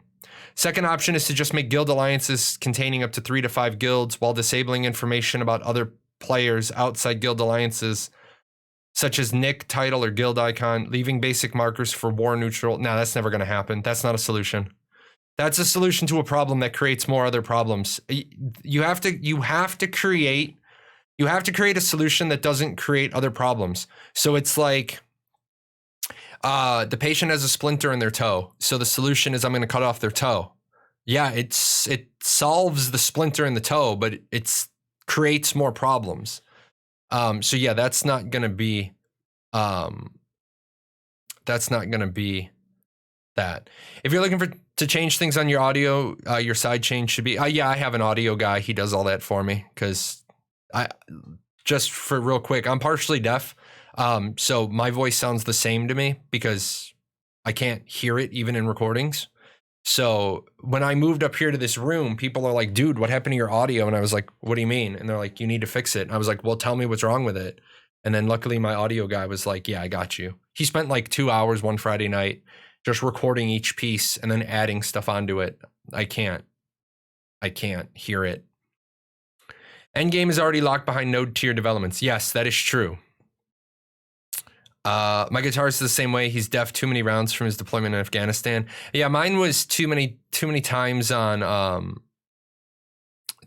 flight line. If a node can influence neighboring nodes, do we know how many nodes can reach max level on each server? 5. There are 5 metropolises on each server, and that is it. No more, no less.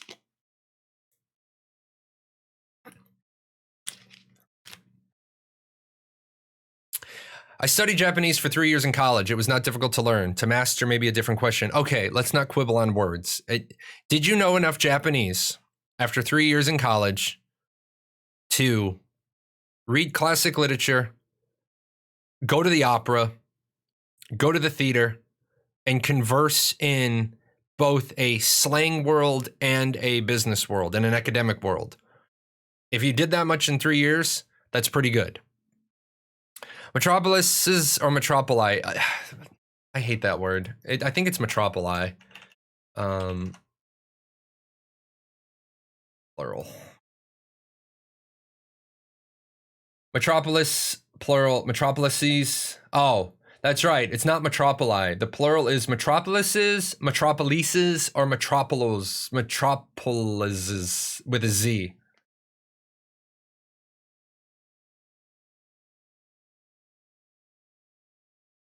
I can say that there is no one I know who loves liberty and making money that didn't learn English. I know many people from other countries. I know people from other countries that don't speak English, but I don't know the history of their money.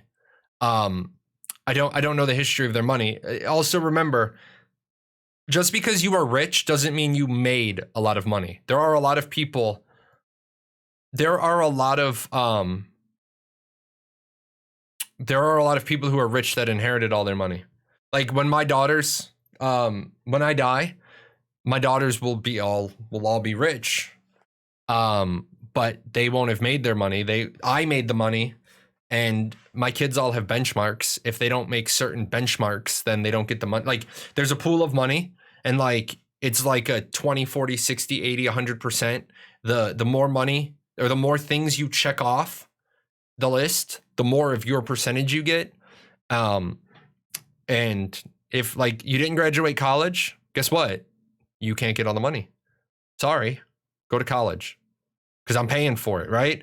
Like if I die before my kids are out of college, there's a college fund for them. Your college is paid for. But if they go to, I consider trade school college. I should say additional development. Yeah, I consider trade school college. I'm one of the rare academians who see that there are kids who should not go to college. I don't think every kid should go to college. I think they should go to school. Let's see. Since the world is so huge, do you think there will be some areas that will likely be less populated? Yes. And high level, what would be my motivation to go to a super low populated desert instead of staying near the huge nodes? Or will I be doomed if I start in the area that will be less populated on the server? Man, you need to like dig into like ashes of creation, because there are reasons to live in a small area. Like I can't even begin to answer that question. What would your motivation be? I don't know, because I can't tell you what your motivation is. I can tell you what the rewards would be, but I can't tell you what your motivation is. You want to live in a level 3 node? Maybe you're an artisan who likes doing those work orders that come in down the food chain. Maybe you want to live in a particular node type. Maybe you want to live in a particular node because it has an amazing view, and that's where you want to put your freehold. Maybe you want to live in a particular spot because it's a trade route, and that's where you want to have your tavern. There's so many different things that uh, there's lots of reasons why you want to live in a spot instead of in a specific node. I know a few. I might be, if I outlive my parents, I tend more towards stupidity than they do, so it's a gamble. Will it be possible to give the position of mayor to another player? No. That would open up pay to win. Will open beta be released? No, there will never be an open beta.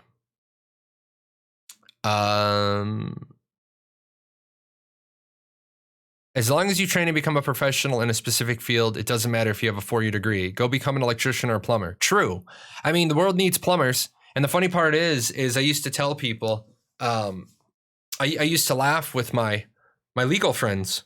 I left for the military as a Catholic school teacher. I went back home to Chicago as a biomedical equipment maintenance repair technician.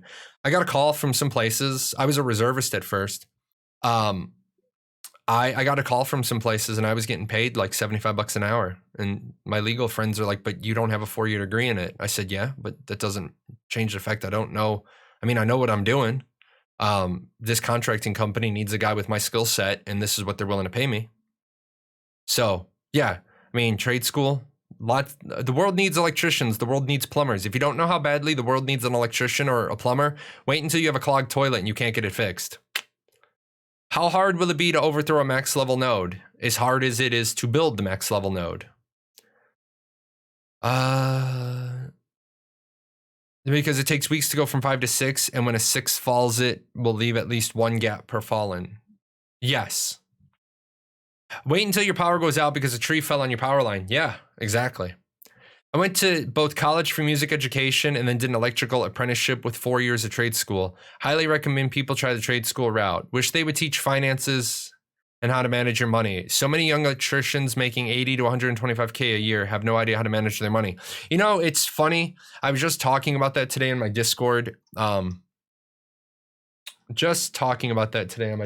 Let me grab this.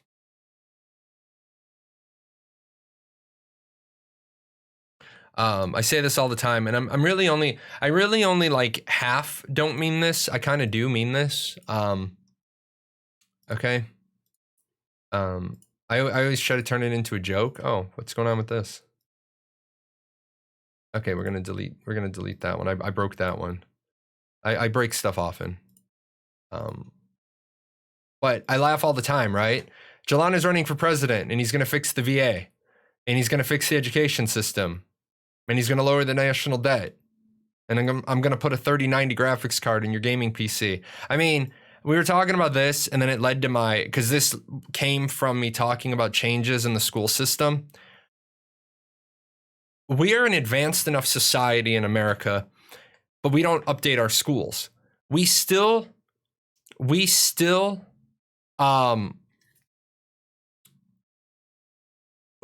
make kids take algebra, geometry, and algebra 2 with trig. We still make them do that. Because we believe math teaches critical thinking. Instead, we could teach. Hold on. The cat wants to tell you. Come on, come tell him. Come on. Come on. Okay. You tell them all about it. Okay, well then go away. The cat won't walk in the room if I'm standing there. Anyway, I think that they should stop making kids take algebra, geometry, and algebra 2 with trig. And we should teach kids personal finance, accounting, and then we should make them take 2 years of a class called critical thinking. We have critical thinking classes, and we don't make kids take them because, by God, algebra 2 with trig is going to make them smart, which is horrible. Math in school teaches endurance. Math in university teaches critical thinking. No, it doesn't. I took a class. Here's my math classes. Ready? My math classes in college: liberal arts math, math 121 for teachers. But I had classes called critical thinking. So math in university teaches math. You can say math is critical thinking, and I won't disagree with you. But there are many ways to teach critical thinking. In fact, you can teach a class simply called critical thinking. There's also a class that teaches you critical thinking. It's called Philosophy 150 and 151. If you're going to do a trade, don't do carpentry from a carpenter. Yes. I learned finances from my drafting teacher, senior of high school, during my free period. The only thing the school taught me in class was how to balance a checkbook, but I haven't used a checkbook in 5 years. Yes, exactly. Exactly. Let's see. My neighbor went to tech school to become a welder. He was able to pay off his parents' debt and lives very comfortably while only working 6 months a year. Yep. Do we know if the features that doing well in a dungeon can increase the difficulty of the next boss will apply to open world dungeons and instance dungeons? No, I don't know. I don't have any idea. So as an electrician, we use a ton of math, but here's the thing that anything advanced enough to matter past adding and subtracting, we use a calculator for or a program. You have to learn mental math because you won't have a calculator with you every day. Yeah, I will say as an electrical engineer, I used a fucking ton of math. A ton of math. Trying to troubleshoot schematics, you have to use a ton of math. But, which is why I'm actually shocked I even got that job. But, I hate math. But when you're using a program that you put the numbers in and it spits an answer out for you, that's not really math. Problem is they require math as a tool. Problems that require math as a tool usually need critical thinking. Yes, but so do a lot of things that don't involve any math. Have they explained the thought behind 75 limit on tab or target? It seems arbitrary. Yeah, because they don't want to have an action game or a tab game. They want to force you into the other side. It's just there for balance. Talk to some engineers. Many of them can't critically think outside of math. True. Since it takes time to get from one place to another, is there a follow option for party, friends, and guild members? No. I have a family member with a disability. Sometimes they need my help. I do not want to hold anyone up. Put them on your multi-person mount.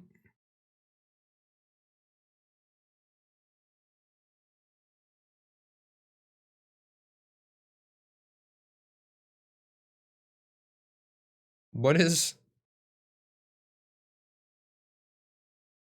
Oh, it's my cats in the... Okay, I see my daughter downstairs, and then I see this weird thing going on in the shadow. I thought somebody else was in my house. Y'all would have heard a murder live on stream.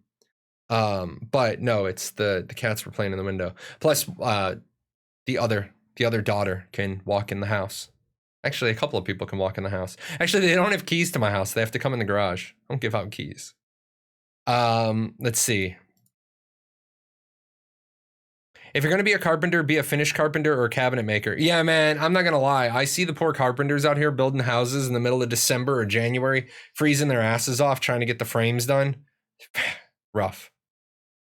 I mean, as an electrical engineering major who is taking Calc 3 right now, math in university teaches mostly endurance. If you stick with it long enough, it will come. Pretty much all higher education is just discipline and commitment. No, I'm going to disagree with you that all higher education is discipline and commitment. All higher education is commitment. But go talk to your liberal arts major friends and they're all going to tell you that history doesn't get any harder. The only hard class as a history major was my senior seminar. All history is taking a bunch of the same classes with different topics as the subject matter.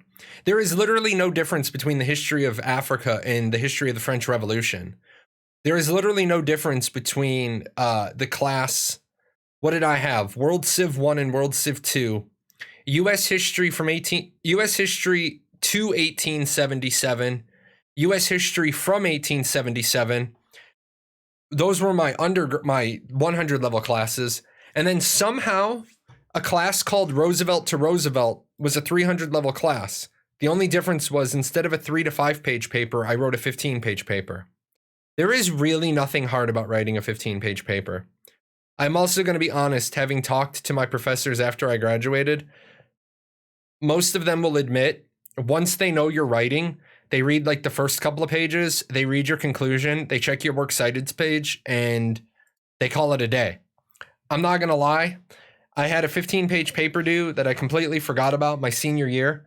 It didn't really matter. The worst that would have happened is I would have gotten a B in the class had I just not done the paper. So what I did was I wrote 5 really good pages, and then I did like a 7th page with like a really good looking chart on it, and then I did a really good final 2 pages, and all I did was copy and paste the front part of the paper, like not the intro, but like the 2nd through 4th page. I kind of just copy and pasted that in. And then I made sure everything was good, and the teacher actually put A+. This is one of your best papers ever. After I graduated, I said, I told him what I did. He's like, man, you've been writing papers for me for 4 years. I don't give a shit. He's like, I care about the people who can't conjugate a sentence. Good to know.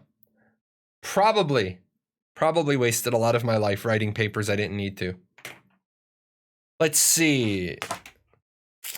This is going to be like an old school MMO. You're going to need to actually find people yourself to make a party. Yes. Yes, you are. The worst part of building in the winter, at least here in the Midwest, is the hay they put down when the freeze thaws in the afternoon and turns into soup. Yeah, man, I see that all the time. Those poor bastards. I had a terrible teacher for early Mesopotamia, the fall of Rome. Yeah. And haven't you ever noticed history classes are just arbitrary? Roosevelt to Roosevelt.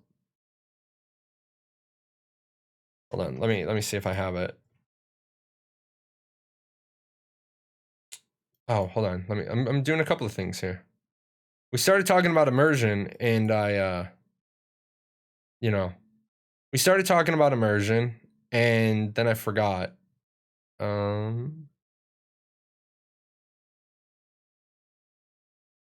I thought my wife and I had a really. Oh, I think she had it. Oh no, here it is. Let me see. Oh, let me move this to my desktop. Come on.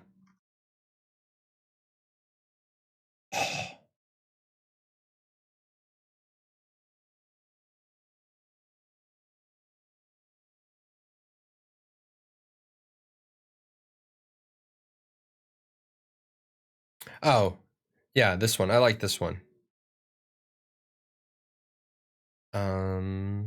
Now, why won't you? Boom. I appreciate that. And I'm sure whoever you gifted that to is going to appreciate that as well. Oh, you did 5 of them. Look at you go. Big pimpin', spreading the love. Appreciate that, guys. Oh, I did want to say, the good news is I got my YouTube disbursement as well. So I might be able to pay myself back the $2,000 loan. The corporation might be able to pay me back the $2,000 loan. And then I'll be able to give away some nice stuff. Although there might be some nice stuff in this. Make sure that you're donating your Paradox points to the birthday box. So, do we know how global the chat can be in areas like zone of influence, node size? The chat is very, very specific. Chat is very, very, very specific as to where the chat will function. Let me grab chat and user in-game chat. So I'm going to link this to you only because there is a lot of in-game chat stuff. So you can check this out. But real quick, there's shout, trade, local. You can talk to all your node citizens, your alliance, your party, your raid or your guild, your social organization. You can do private messages, chat initiate with other players on the friends list. But what I really love is in EVE Online, this worked really well. You can create user-created chat channels. And I hope they persist after you log off. Because I loved that in EVE. That was amazing. I loved that feature in EVE. So yeah, there's lots of chat there. Regarding to finding groups, does that mean I have to scream looking for groups, or is there another system? There is a bulletin board system in taverns that allows you to find groups. So that's kind of cool. So we were talking about immersion earlier, guys, and then I never got around to sharing this. But I don't want people to think that I don't appreciate immersion, right? I definitely appreciate immersion. when you get married in Final Fantasy, you get you can, you get your tuxedo, or you have to make your tuxedo, or you have to make parts of it. I don't remember.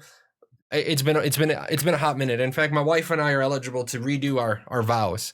But I'm not saying I don't like immersion, and I want to make sure I clarify that. When I went to my wedding, I wore a tuxedo. If in-game friends,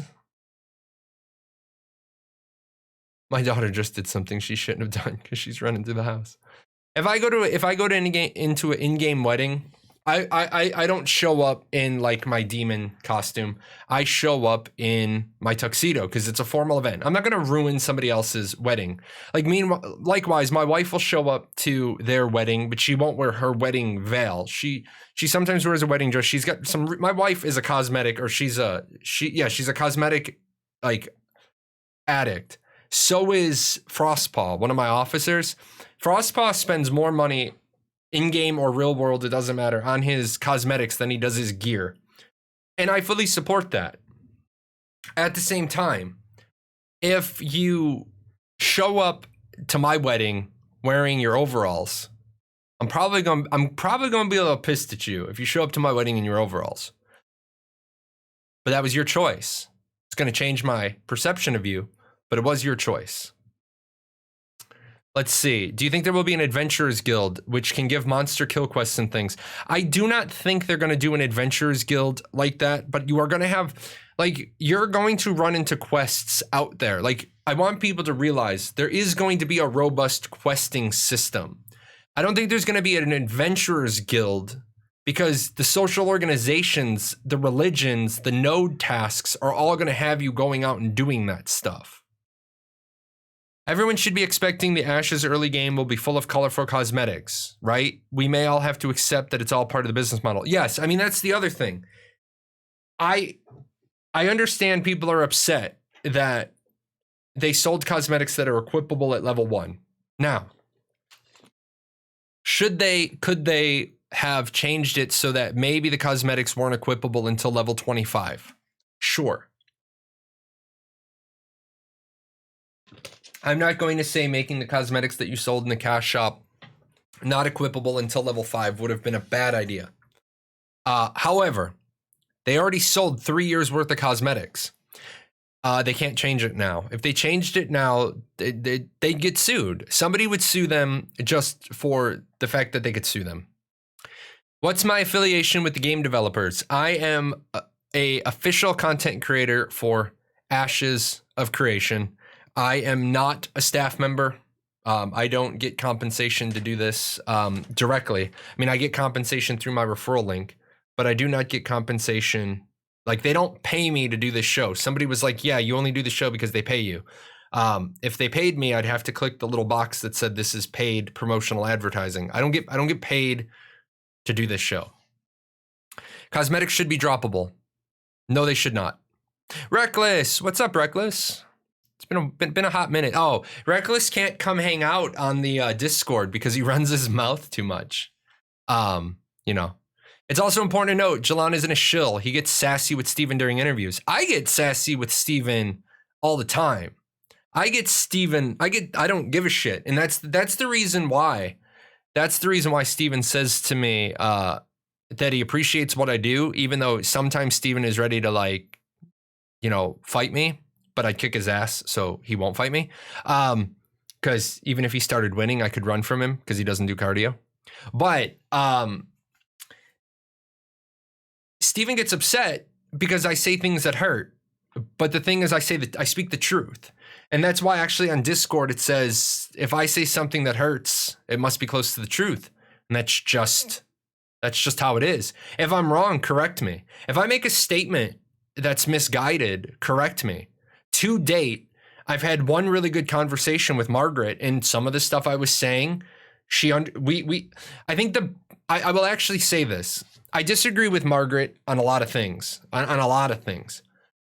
but she's probably the one game studio employee that I've had the best conversation with ever, because she didn't come at me like, you're wrong, change all this stuff about what you say. She came to me and she said, I don't understand why you're saying what you're saying. Can you walk me privately through your argument? And we had a very good conversation. At the end of the discussion, I actually changed some of my metrics. So yeah, I mean, I appreciate the fact that I box with Steven. I think he appreciates it. I think at the end of the day, when Steven launches the game, he's gonna be like, and I thank Jahlon because he kept me honest for all these years. He kept me honest for all these years, and he's made my game meet a certain standard. Because if you meet the Jahlon standard, you're probably going to meet most people's standard. Do you have contacts with the developer team? Yes, I do. I mean, I can, if I absolutely positively need to get in touch with Steven in like an emergency, I can get a message into Steven within a couple of minutes. Now, do I abuse that? No, absolutely not. But if there was something, like there have been times I have messaged Steven and I've messaged Steven and several other people, and I can message people who can text Steven and be like, hey, no shit, bro, I really need to talk to you. And he's PM'd me and he's been like, what's up? And I've dropped what I've had to drop on him and he's like, thanks, got it. I won't let Intrepid walk into a minefield. Now, other game companies that have told me to pound sand and fuck off, I don't care if you walk into a minefield. AOC related emergency, yeah, there was one. We had to cut something off at the pass, and they fixed it like right away. To answer Q55's question, what bonuses do I get with the referral code? It's an affiliate link. I get 15% of your purchases in cash if I draw it as cash. So that's why I do so many giveaways. I will be doing giveaways once I can draw that money. I can't draw that money until launch. But costs you nothing. So if you sign up with a content creator's referral code, you generate money for them. If you're doing it with other content creators, if you haven't made your account yet, my referral link is the gold icon down below, or Stream Elements just said it. I'll be honest, I give away stuff all the time. Once I get that pile of money, depending on how big that pile of money is, I may give away some fat loot. I may give away some fat loot. If Intrepid does merchandise, again, I might give away, like, I don't care how much the sweatshirts cost or anything. I might give away some merchandise. So I wonder if Paradox Gaming would ever have me on the show. I'd have you on the show, Reckless, because I don't think you're gonna go off the rails.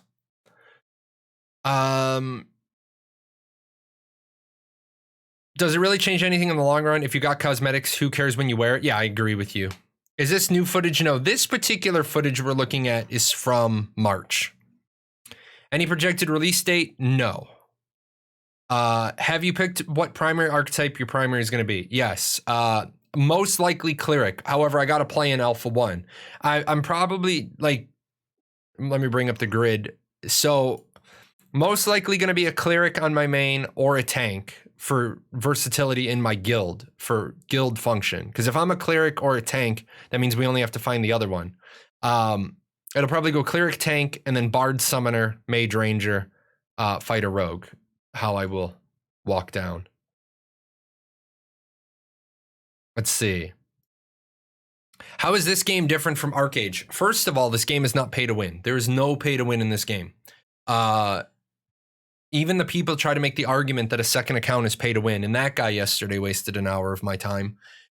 The moment that you have a position and you argue with somebody else's position, if after an hour you say what the other guy said, you lost the argument. There's no disputing that you lost the argument. Somebody said that having a second account is pay to win, so you can't say Ashes of Creation has no pay to win. And I'm like, and we're gonna say at the start of the argument, I said, a second account isn't pay to win because you don't get anything for free by virtue of having the second account. You still have to invest time, effort, and energy into the second account. Thus, it's not pay to win. You can make an argument that it's pay to access, but it's not pay to win because the time invested is what gives you the reward. A fucking hour later, he comes back with, you're rewarded in game by the time you invested. And I'm like, if you walked into my argument and set both feet into my position and just repeated my position to me, you lost the argument. And then he immediately started backpedaling, and I'm like, dude, you lost. Shut up. I told that guy too. If you don't care about having your mind changed, then spare everybody even trying to talk to you. Just say, I think having a second account is pay to win, and nothing you say to me is going to change my mind. Cool, then I'm not going to waste my time. Then I can just say, well, having a second account isn't pay to win, and you're entitled to your opinion, and I'm not going to try to change your mind. Period. I'm just going to put the counter out, but I'm not going to engage with you. Let's be real. Having a second account isn't mechanically related to the inherent pay to win of a game or not of a game. Many people play multiple accounts in many games. While Guild Wars 2, Final Fantasy BDO, ArcAge. ArcAge is the only game on your list that having a second account is pay to win because of the labor system. So, ArcAge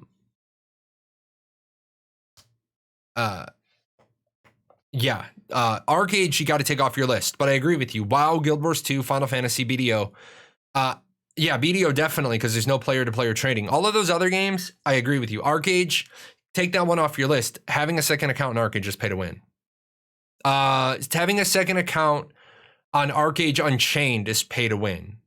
If you're paying for all of your accounts patron with in-game currency, then it's not pay to win. People can make the argument that it is, but then I'll just say, well, they're better than you. Rogue, bard, charlatan, and always lie to everyone. Yes, exactly. Guild Wars 2, you could do dailies multiple times. I mean, here's the thing, though. You could do dailies multiple times, but couldn't you do the same thing with multiple alts on the same account? Are they account-bound dailies or are they character-bound dailies? Because Final Fantasy 14, you can do the same thing. You can run those dailies on all of your... Final Fantasy is not account-bound. I know that for a fact. So, some are character-bound. Yeah, Final Fantasy's Duty Roulette is all character-bound. AOC is not pay to win because even though you could pay for 100 accounts, you cannot play them all. So, it's not scalable. Yeah, exactly. Exactly. But yeah, if like Final Fantasy, you definitely can do all of that stuff on a single account. Did you pre-join a guild? Yes, I pre-joined the guild that I run. You could do the same world boss on 10 accounts at the same time with multi-box and put all the money together. You could do that with all the games above. I'm going to argue that if you're running 10 accounts at the same time, you're probably cheating because I highly doubt that when you get to the scale of 10 accounts, you're probably not controlling all 10 of those accounts manually. The moment you do any automation, script, bot, I don't care if it's synergy, the moment you use a third-party program, you're cheating. There are dailies. 4 accounts, I mean, you can control 4 accounts manually, but you're working 4 times as hard. So that doesn't make it pay to win. Pay to win is where you buy advantage. You straight buy the advantage. Having multiple accounts isn't pay to win because you're not straight buying the advantage. You're working your ass off. That's like somebody who tells me I have 6 accounts. I have 6 accounts in EVE and I'm working my ass off manually doing it. That's not pay to win, my friends. That's pay for me to hate my life. Ashes of Creation does have dailies. They're called tasks, but they're not related to your personal development. They're related to the node's development. They're just tasks, not dailies, and they're called tasks. Do I consider keyboard macros cheating? It doesn't really matter what I consider. I don't consider keyboard macros cheating, depending on what the results of the macro is. But that's also because I'm biased, because for several years I had a crippled left hand while they were trying to figure out what the hell was wrong with me. So I used, like if I was barding in ArcAge, I had my G5 button ran a repeating loop of my 4 bard songs. So I didn't have to So I didn't have to keep pressing the 4 bard songs. It just did it for me. And I had permission from Tryon to do that. And then they came out with a 1 button press equals 1 result. And I was like, well, this fucking sucks. So I don't necessarily consider keyboard macros cheating unless you're using them to produce an effect that most players couldn't reasonably reproduce, like animation canceling. But it doesn't matter what I consider. If Intrepid says no macros, then no macros. Automation equals cheating. Using a macro to perform things more smoothly, I do not see as cheating, such as target and heal with 1 click versus 2. Yeah, but unfortunately, it doesn't matter what we think. It matters what Intrepid thinks, and 1 button equals one thing. So you could definitely set up on your gamepad. Like, or even on your keyboard, F1 targets party member 1, F8 targets party member 8. You do that. I don't have my G13 up here. So you could definitely set that up for fast targeting and then an action. Or you could set that up like I have in the past, where like Shift F1, if the game allows it, it's like something along the lines of, is that going to go through? Like in Final Fantasy, F1 is job ability cure 3 on party member 1, and then I have that mapped out. I don't have it mapped out like that anymore, but it used to be like that in Final Fantasy 11, and then that was fine. Final Fantasy and Final Fantasy 11 both allow you to write in-game macros.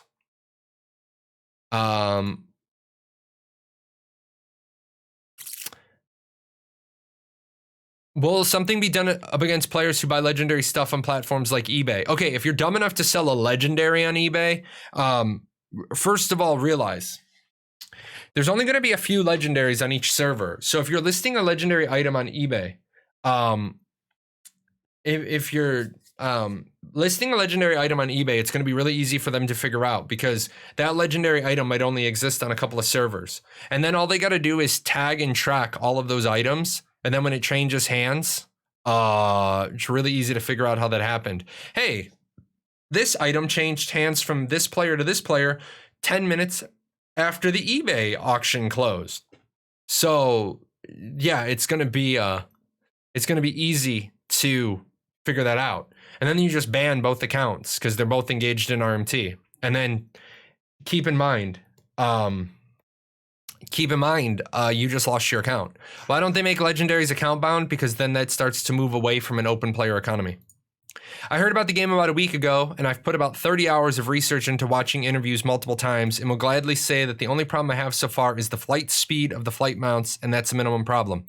Keep in mind that if your only problem is flight speed of flight mounts, there's only going to be 10 permanent flying mounts that cycle monthly, and up to 10 temporary flight mounts.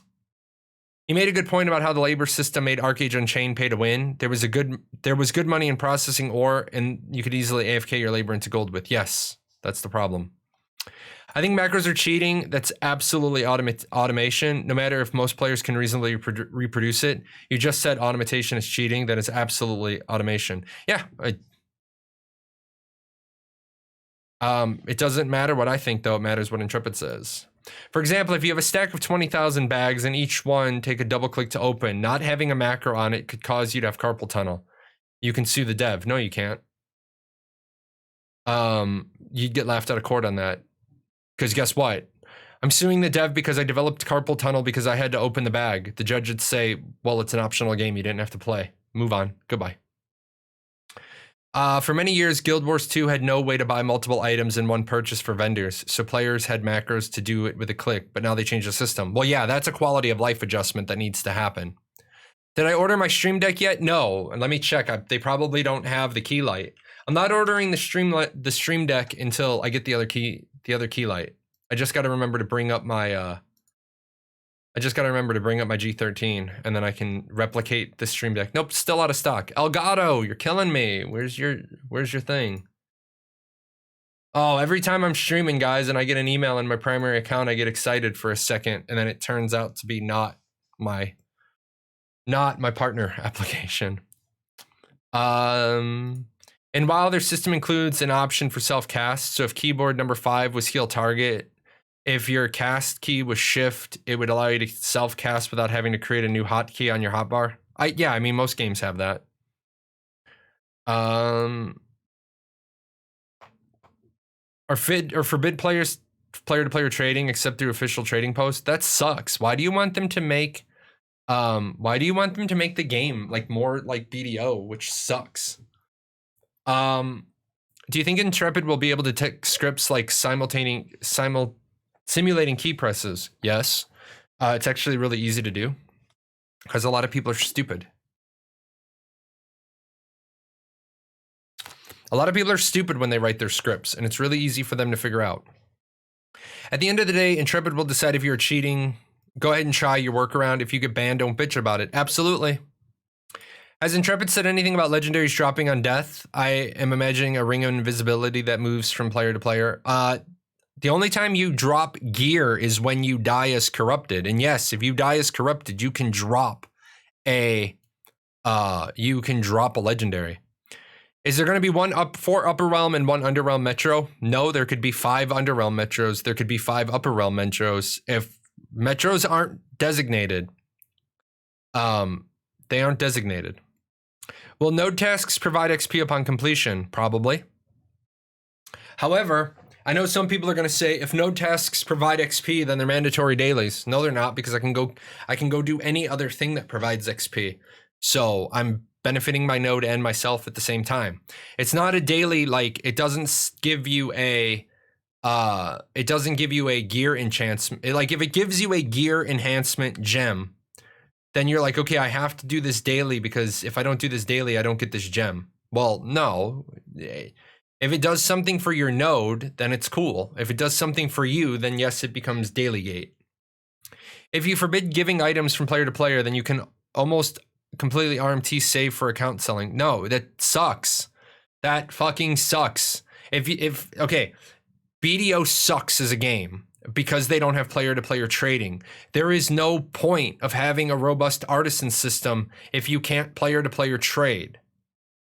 So, again, you're fixing the problem by you're fixing the splinter by cutting off the limb. Guy's got a splinter in his toe, so you cut off his foot. That doesn't fix the problem. You can trade through the market in BDO. Yeah, I don't want to trade through the market in BDO. That fucking sucks. That's a bad game. There's no player-to-player trading. Why the hell should I have to use the market? I shouldn't. That's a bad economy. You don't punish the 95% of good players who are doing it right because 5% of the players are cheaters. You ban the fuck out of the cheaters. You find people that are cheating. You trade through. No. See, you're forcing your argument. No. If I trade with another player, I don't need to use the market. That's what trade is. I trade an item to my wife. But you don't get to cheat the system. Yeah, if you cheat the system, you get fucking ban-hammered. Say goodbye to your $2,000 account. Say goodbye to your account that you've invested 12 months in, 15 months in. Boom. If you get caught cheating, you're done. BDO won't let you cheat the market. BDO won't allow you to player trade. That's the problem. Played BDO for 5 months and realized the market was horrible. Yes. BDO won't let you cheat the market. Yeah. Guess what?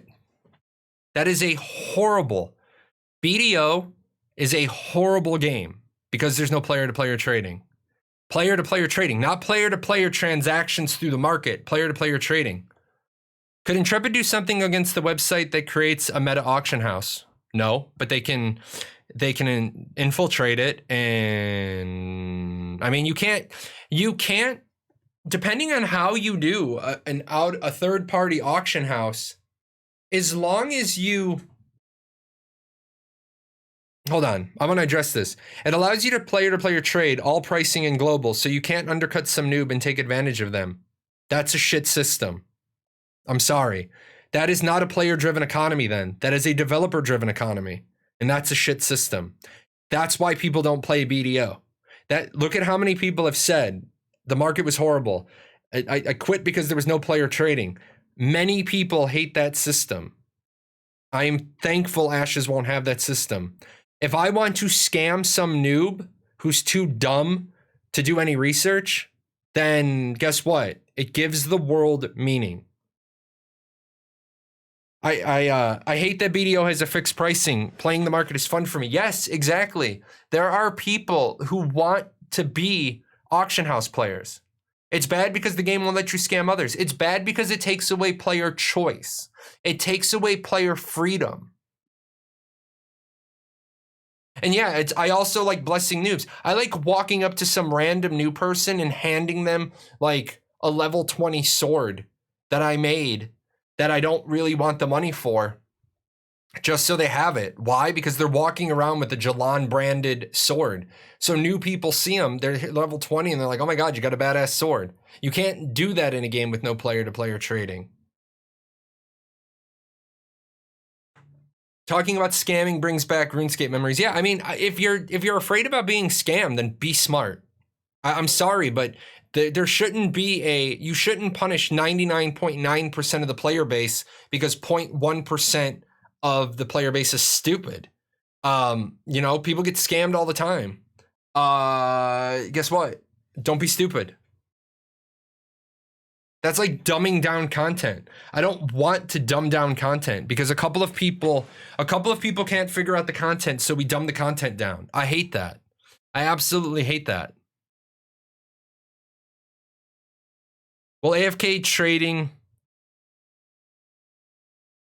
I'm sorry, I disagree with you on all your reasonings of why scamming other players is a good thing. Okay, you can feel free to disagree with me. The cool thing is Intrepid disagrees with you. So does EVE Online. So does ArcAge. So does Final Fantasy XIV. So does Blade and Soul. So does Ultima Online. So does RuneScape. So does World of Warcraft. Basically, ESO.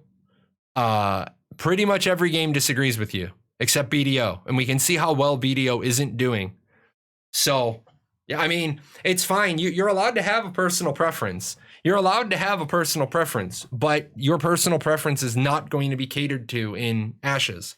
If they turned around and said they were disabling player-to-player trading in Ashes of Creation, I would literally contact Steven and say, I would like all $2,000 of my investment accounts back because he changed the game in a radical way that shifted the design. Sorry. Will AFK trading be allowed? What do you mean AFK trading? Do you mean having a stall? Yes, you can have a stall. You can have a shop. BDO got boring so fast that the only thing I enjoyed in the end game was the graphics. Yeah, BDO was quite popular. Not really. BDO had a huge surge when it launched, and then their surge tanked. Their surge absolutely tanked. If BDO was doing as well as Kakao hoped, they wouldn't do all of the stuff that they do. But they pay to win the shit out of that game because they need to make money on it.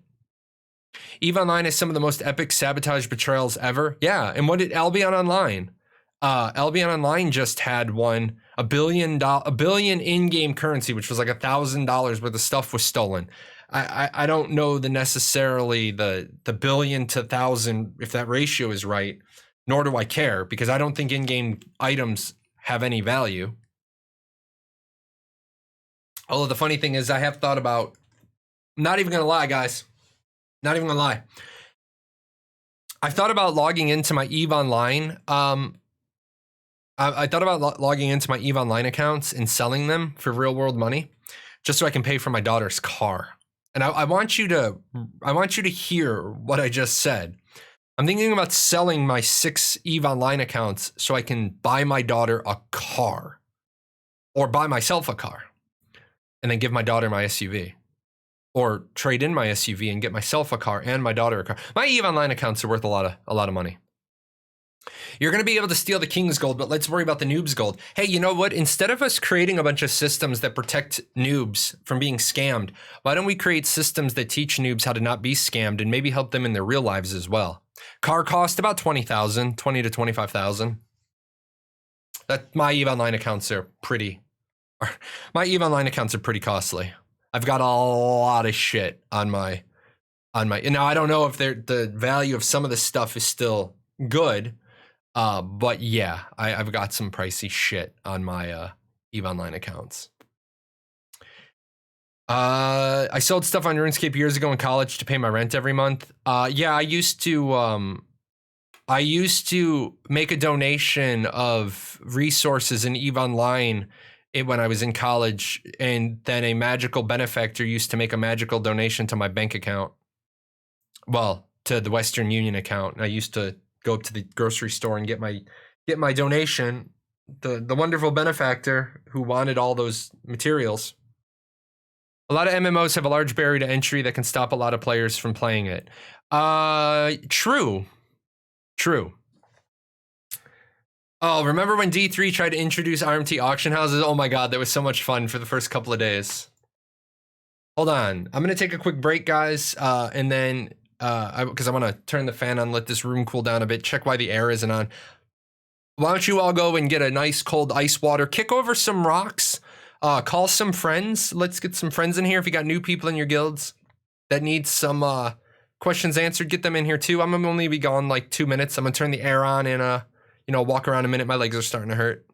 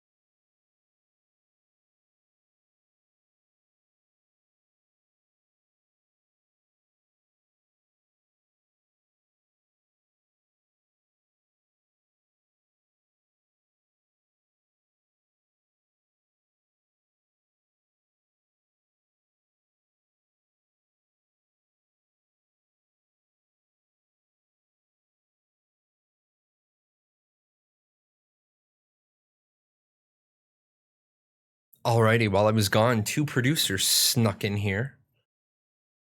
I bought my cat a new giant. Well, I didn't buy it, but I tasked the other half to buy the cat a big giant dog bed, and the cat that I bought it for isn't the cat that's using it. Oh, you shush! I'm gonna show a picture of you. I don't want to pick you up. I don't want to pick you up. Because I don't. I know. So, fine, I'll pick you. Gotcha. There he is. You say hello? Say hello. No? Nothing? Nothing? Up. Wanna fight me? Wanna fight me? No? Okay.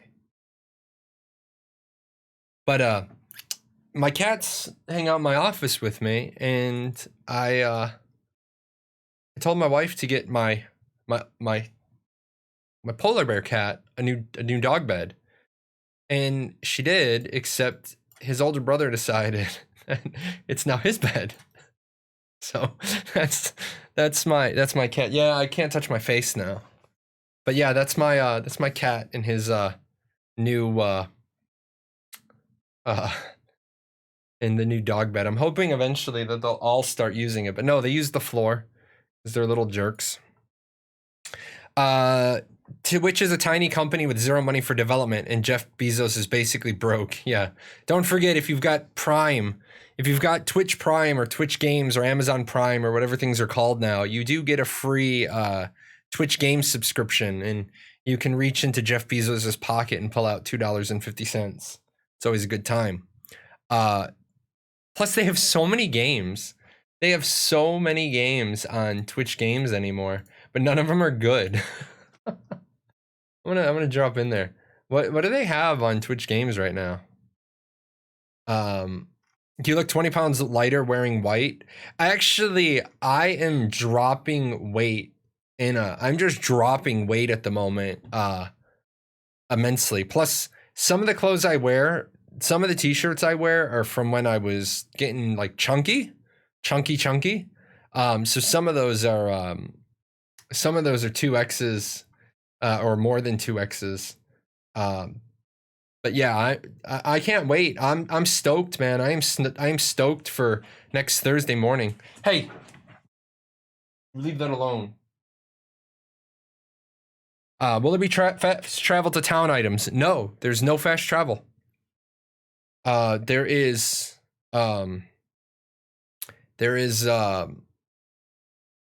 some minimal fast travel, but there's not going to be reliable fast travel, and the fast travel is going to really rely on your node development, well, it has to be a scientific metropolis that's your metropolis node, or a family member recall you. Why no fast travel? And oddly enough, I did an entire video on why no fast travel, because they want the world to matter. Because if you can fast travel everywhere, then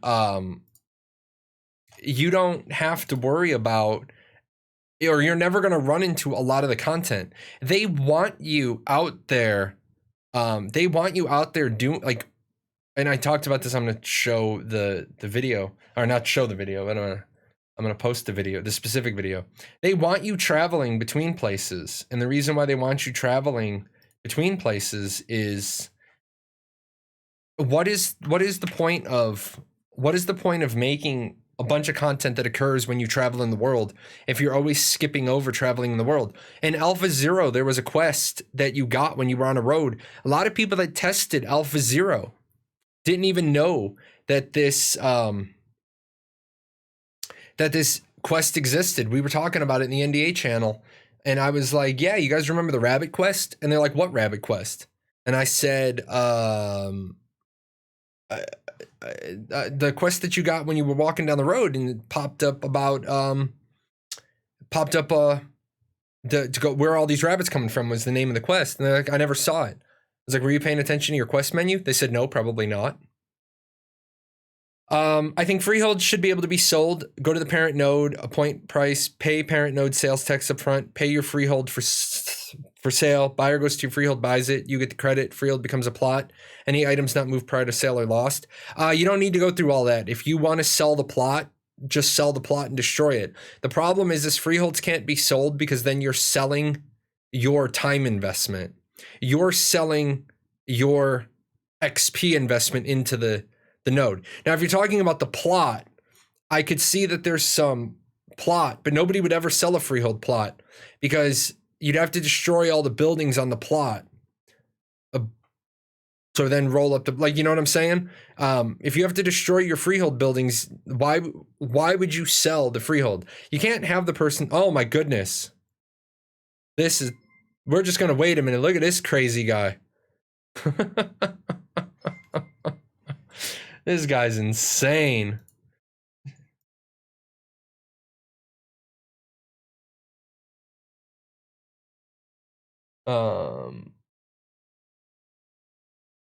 Everybody say thank you. If you got a free subscription from Ninja, say thank you. Make Ninja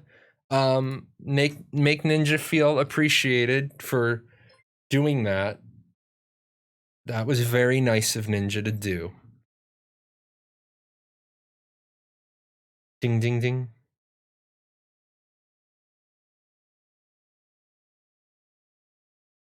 There we go. I'm just going to wait. Which class am I playing? I'll be playing a cleric when the time comes.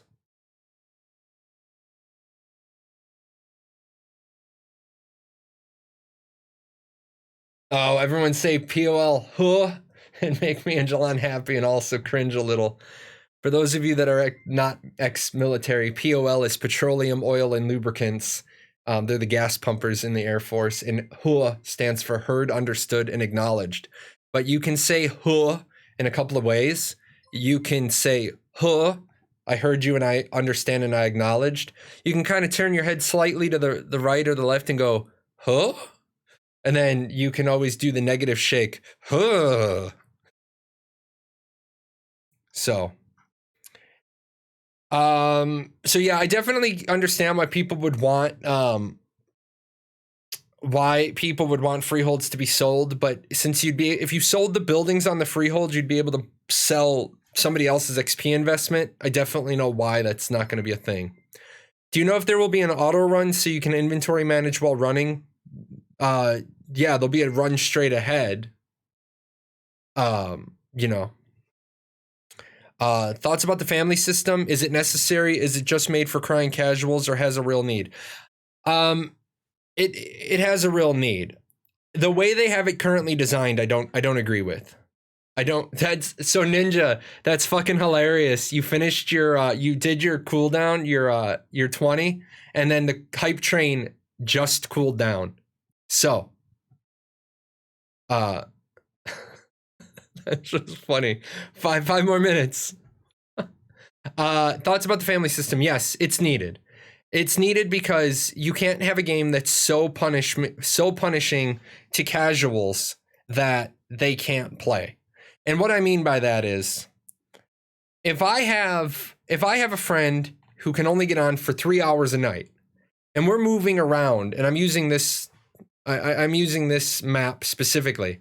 If we move from one circle area to the other, because 9 of us in our group can play all day, but we've said from 7 to 10 at night is going to be our dungeon running time, and we move to a new area and we find a new dungeon, when our friend comes on who only has 3 hours, he's not going to spend 2 hours traveling to get to us. So then we run into the problem of we're always going to be leaving our friend behind. Remember, it's an MMORPG. It's social. So I think that you need the family teleport. But I think 30-minute cooldown is bullshit, and they need to make it 18 hours. Because a casual doesn't need to be pulled more than once every 18 hours. Just make a dungeon finder. No. So I think if you just put the cooldown on the family teleport 18 hours, it fixes it for everybody. Everybody gets 1 pull a day. But you can't be pulled if you're at war, if you're flagged for siege, if you're got anything in your inventory. There's so many restrictions on it. There's so many restrictions on it that I think once every 18 hours gives everybody what they need. Everybody gets 1 pull per 18 hours, and the casuals benefit and they play your game. Without it, casuals don't play your game. And remember, for all of you that say, I don't want casuals in my game, sure, you might not want that, but do you want to go do all the casual work as well?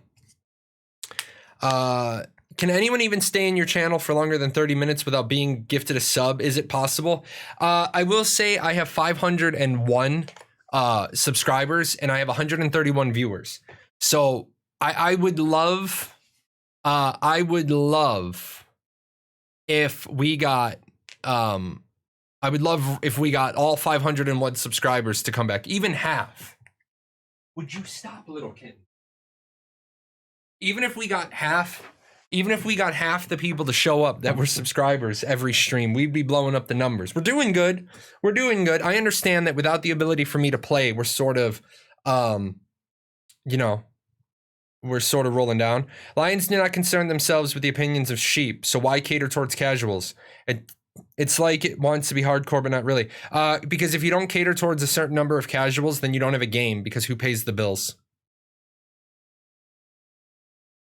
What do you think about the rogue mage class? I don't think anything about it because I haven't seen the augments. Will race matter for specific classes? Yes. Races seed your stats and give you augments. I actually talk about that in this week's video on progression. But yeah, your race seeds your stats and gives you augments. Do you know what we can expect on the 24th? No, not at all. You're an LRO, you should know. Yeah, I should know what POL is. Let's see. Will there be a macro follow to follow other players? Probably not. Also, we mocked the Seer video guy. You know what else bothered me? You know what bothered me, and I'm going to just take a little minute to say this. The Department of Defense is really, really good about briefing sexual assault awareness. But what really bothers me is they constantly are we have a number of we have a number of rapes in the military. It happens. We have a number of drunk driving incidents in the military. It happens. We have a number of murders and assaults and thefts in the military. It happens. Joining the military doesn't suddenly make you a saint. It suddenly doesn't change your base personality. I used to get really, really annoyed. I actually got in trouble once. Had to go to an annual suicide awareness briefing because we have suicides in the military. Gosh, imagine that. We have suicides in a organization that has a high stress, high tempo, job. Imagine suicides. I think they're horrible. However, my point to this is, I was walking into suicide awareness prevention briefing once, and I said, man, and I had to go a second time because somehow I signed in with my cat card and I didn't get credit, so I had to go back to another one. I said, man, this sucks. I've already seen this. If I got to do this again, I'm going to kill myself. Apparently that wasn't funny. Especially walking into the, common access card. Yeah. But apparently that wasn't funny walking into the suicide prevention briefing. And then I said once I got asked how the sexual assault prevention thing was, and I said, yeah, I'm so glad that we had this annual training. It's been so long since I've had this training. I was really about to sexually assault somebody, but thank God I went to my annual briefing because they briefed the rapey out of me. And my boss was like, you don't mix words, do you? No. You're not going to fucking brief the rapey out of somebody. The person's either a rapist or not. They're either a rapist waiting for an opportunity or they're not. Now, the silent bystander thing, yes, that training needs to be done more. But the first 15 minutes of the thing is you shouldn't sexually assault people. Fuck, we need to say this? Why don't I have my daily briefing? I walk into work. All right, guys, we're gonna have 8 turn 4s today. They're gonna be doing touch and goes. They're doing piloting training. Oh, by the way, for everyone in my flight, I just want to remind you that you're not supposed to murder people, steal from people, kill people, sexually assault people, do unspeakable things with small animals, and don't look at children in an inappropriate way. Why the fuck do I have to say this? Honestly, President Jahlon, what am I gonna do with pedophiles? I'm gonna ship them to an island and they can all play touchy-feely with themselves. Let's see. Will there be historical flavored areas and random points of interest inside the world? Yes. The node system sounds great, but the worry is it'll all feel generic even if it gets a racial reskin. I don't know why you would think the node system would sound generic. Because yes, there are points of interest in the world. They build up and they develop. There's ruins, there's castles, there's dungeons, there's lore, there's lots of stuff. What's up, Ogaman? On the 24th, we can expect gloomy weather and at least in Houston. Why? Let's see. Calm guys would have grinned at the dark humor. Yeah. The briefing seemed to be more about training people to see the signs to help stop it. No. The second half of the video, the silent bystander. What's it called, Air Force people now? I'm calling it silent bystander, but it's not. Is it just bystander training? Yes. If I'm with you and you didn't walk in with that girl and she's had 7 vodkas and you're trying to take her home, you're not taking her home in front of me because that's the right thing to do. You're not taking her home. And if you get pissed and shove me, I bought that girl 7 vodkas, I'm going to be like, too bad. You don't get to go home with her because that's just the right thing to do. It was I like the one image I saw. I printed it. I didn't print it. I sent it to my daughter. She said, it says, last night, a drunk girl came over to my house for sex.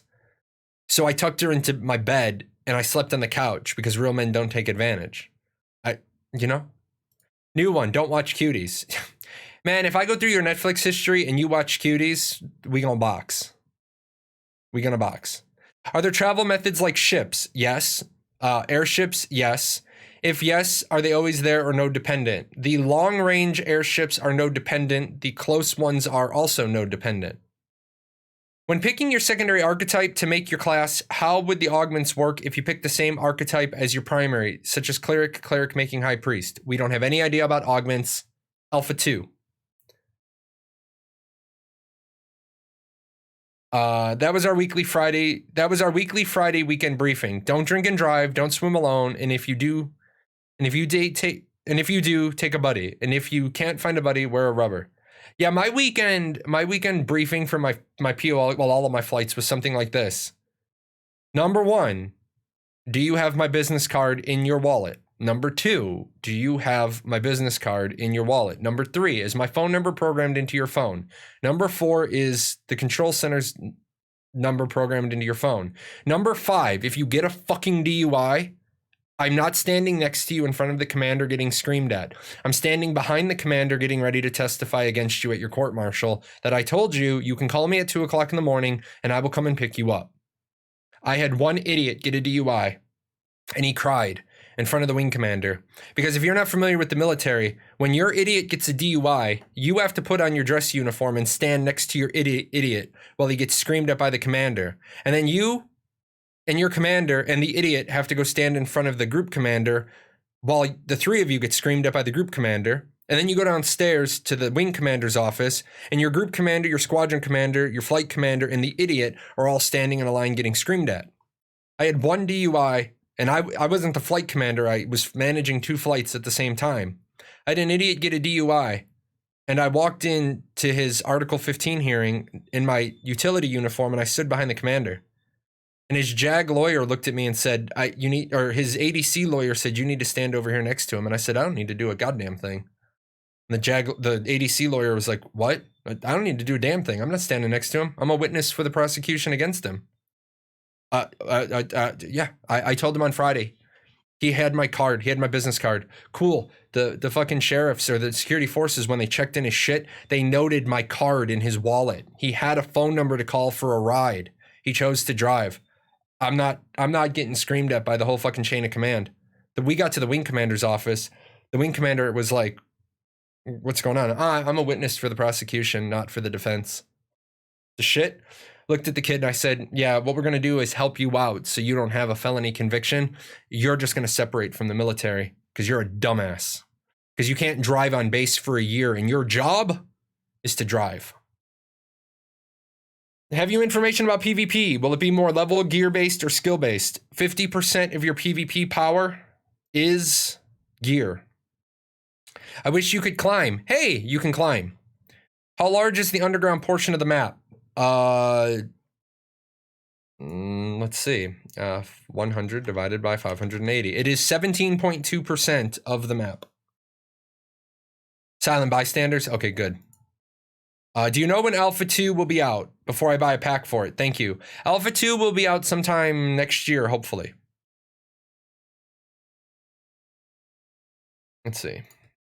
Also, for PvP, if you're looking for PvP, I will give you this link because I have tons of information about PvP. Not necessarily what you're looking for, but other flavors of what you're looking for. There's like 8 meaningful PvP things. So, been looking good. Keep up the hard work. How much weight have you lost this year? I am down from 258 to I was 195 at my last, or no, I was 193 at my last weigh-in, I think. Posture check. Oh man, you got me. My leg was comfortable too. What was I at? 258 minus 65. Yeah, I was at 193 at my last weigh-in. And I will weigh in again on the 1st of October. I only weigh in on the 1st. I imagine I'm feeling like I'm about 188, 187. I'm feeling really good. I actually had, it's so bad. No, it's not bad. I mean, it's so great. This morning when I woke up, I've been wearing a pair of Relax Fit jeans for the last like week and a half.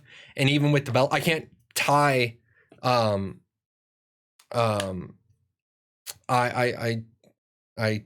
even the belt all the way tied over. By the way, you should be weighing yourself every day. No, you shouldn't. You should never weigh yourself every day because it's demotivational. Your weight does fluctuate daily. You should view your weight as a weekly trend. Why? I don't care about the weekly trend. I care about the monthly trend. It doesn't really matter it doesn't matter particularly because even if I'm plus or minus 5 on the day I weigh in, it works out like this. If I haven't lost 5 pounds this month, then on my plus or minus 5, I'll weigh more than 193. If I'm plus or minusing more than 5 pounds, I have an even bigger medical issue. So if I weigh in and if I weigh in on the 1st and I think my weight is off, then I'll weigh in on the 2nd at the same time just to see. But no, if you're fat, I am fat. Shut up. If you're fat, you shouldn't be weighing in every day because how much is it going to change in a given day? I mean, you're losing at most, in a good diet, you're losing 2.5 pounds a week. So no, you shouldn't be weighing in every day. Some people should weigh in every day. I'll weigh in again when I'm healthy and I'm working out and when I have different goals. But right now, what does it matter? I'm not going to magically get to 177 tomorrow. So weighing in monthly doesn't matter. I don't need the external locus of control motivation to know I have another minimum 20-ish pounds to lose. Really, I have another 40 pounds to lose and then get into the 150s and then work back up. Let's see. If a higher level node blocking progression of other nodes is a higher level node blocking progression of other nodes restricted to only adjacent nodes? Yes, it's your neighboring nodes. Rangers and rogues have climb walls and parkour. Yes, only on some items though, not on everything. You think people in the map will try to kill you every chance they get after a few days? No, because people don't want to get saddled with corruption. Corruption is really bad. I don't think people understand the gravity of how bad corruption is. People are not going to be turning this game into a murder hobo game because if they do, they're going to literally tank their character. Remember, you don't want to be corrupted. You want the other guy to fight back. So if you're killing somebody and they don't flag up to fight back, since it takes about 30 seconds to kill somebody, stop killing them. Unless, of course, they really pissed you off, then kill them, but don't cry that you got corruption. I ask because I like more to farm than to PvP. Well, yeah, I mean, here's the thing. You are going to get PvP'd. There is no PvP prevention. There is no deflag. There are no one shots. No, it will take about 30 seconds to kill somebody. Now, some people have argued adamantly with me that that's not true. It's like this. They're like, oh, I guarantee I can get below the 30-second floor. No, you can't guarantee that. Okay? You can't guarantee that because if they decide that the floor is 30 seconds, then they just make the floor 30 seconds and that's the end of the discussion. Now you might be able to go all gank, no tank, and push that to 20 seconds. And you might be fighting somebody who has given up all their tank to go gank. So you might be able to push that down to 10, 12 seconds. But at the same time, if a rogue attacks a tank and the tank's in plate, the rogue might not be able to kill the tank, period, 1v1. The tank might just be the rogue's hard counter. Can you declare war on the guild to have them permanently red so you don't have to flag? Yes. You can also have your mayor declare war on their nodes so they're permanently red. Running away is an option, yes. If they took the stuff you were farming, yes, kill them. If you get killed after you kill him, you know you will lose more. Exactly. On release day, how long do you think it will be for the first Metropolis to develop? Weeks. Metropolis don't develop in a day. They take weeks.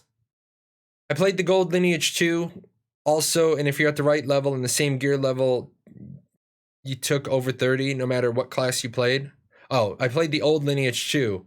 And if you're at the same level and same gear, took you over 30 no matter what class you played. Yeah, I mean, I think the problem is that there are people who will spec themselves into minimal tank builds, and then you can kill them easily. You can kill them more easily than somebody who's straight tank. I mean, you're gonna have you're going to have a problem there. So I can gank other people without flagging, and I have no penalty by decking. Except the fact that if you're flagged, other people are going to kill you. So that's the drawback. Basements and freehold buildings are to be decided. What do you think about it? I don't want basements because that's going to take them a lot of time, effort, and energy that we don't need. You don't start messing with the ground level and the mesh. Why do we need basements? If you need more space, just make the buildings one floor higher and not do basements. Posture check. Nope, I am good now. I had my foot off the board, but I got that squared away. You can kill anyone who has a flag. Yes. You can kill anybody who has an open world PvP flag. Yes. There will be exceptions. There will be people who are flagged for only other certain people. You can kill all you want, just don't murder. Yes, exactly. I think this is a good time now to run the corruption. Always a good time to run this one. I know there's not health numbers being showed, but does the corruption system design have anything to prevent griefing by keeping someone's nameplate heavily deteriorated? I know there's not health numbers being showed, but does the corruption system design have anything to prevent griefing by keeping someone's nameplate heavily deteriorated? Yeah, the fact that you don't know what's going to happen and you might accidentally crit and drive them to death. So, if you don't know how much health somebody has remaining and you're just running around being a murder hobo, you might accidentally crit, kill them, and now you're corrupted, and now oh shit, I'm corrupted, and you might run into 7 or 8 non-combatants that attack you. If you run into that situation, you run into a bunch of people that are trying to kill you, you might be better off just letting them kill you, because remember, non-combatants don't have to flag to attack a corrupted. So if you kill them, you get more corruption. If they kill you, you die and you lose corruption. Let's see.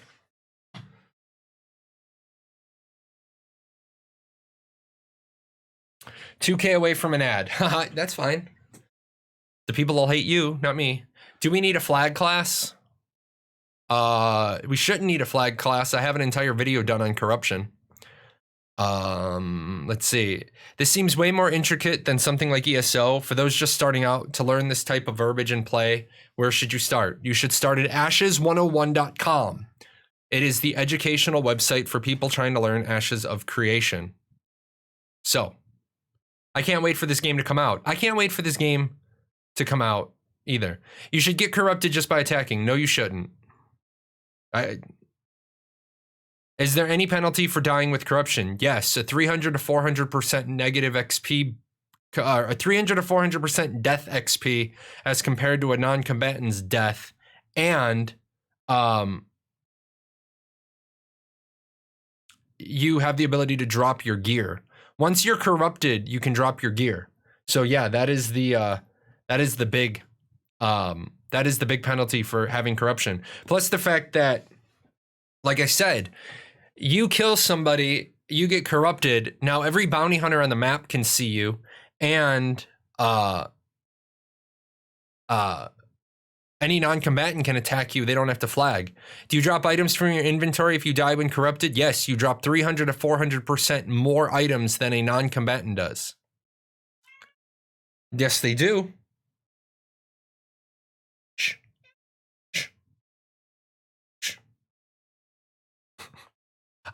When you talk about corruption, you forget things like guilds. No one is going to attack you while corrupted if they know your guild is coming to crush them. Yeah, they are. Because if you're corrupted, I'm going to kill you. I don't care if your guild is coming. If you're corrupted, I will kill you. And I don't care if your guild is coming, because then your guild has to flag to kill me. Stop. Let's see. So what happens to a corrupted player if the person they got corrupted on kills them?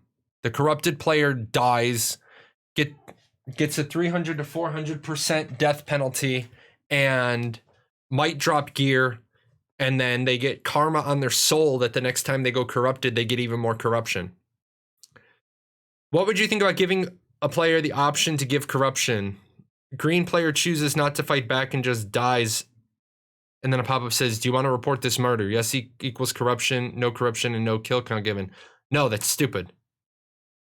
The entire purpose of the system is to punish the people who murder. Plus, why would the person who got killed not give corruption? Like, what would the purpose be? What would the purpose be of dying as a green and not giving the corruption? If you didn't want to give them the corruption, why didn't you just flag up, defend yourself, and take a 50% death penalty? Like, why? If you weren't going to give them the corruption, why would you not just flag up so you take less of a penalty? Remember, when you die as a green, you take a full death penalty. You lose 100% of the gatherables, not 100% of your gatherables, but you lose 100% of the gatherable drop percentage. You gain 100% of the negative XP for a death. If you die as a combatant, you only take 50% of a death penalty. So why would, like, if you weren't going to give them the corruption, why would you just not flag and take half of the damage yourself? Will there be familiars? There will be combat pets. Do you lose XP on normal deaths? Yes. Been watching on YouTube. Glad I'm catching a live stream. Hey, I love it when people come from YouTube to my live streams. I love it when people from my live streams check out my YouTube. My YouTube is growing slowly, but we're growing. We're over 15,003, so that's good. Do you de-level if you are at 0% and die? No, there is no de-leveling. You don't lose XP, you gain negative XP. Until you work off the negative XP, your combat stats are reduced, your loot drop rates are reduced. You got to work off that negative XP. Do you, no level loss? Yeah, no level loss. So, what's up?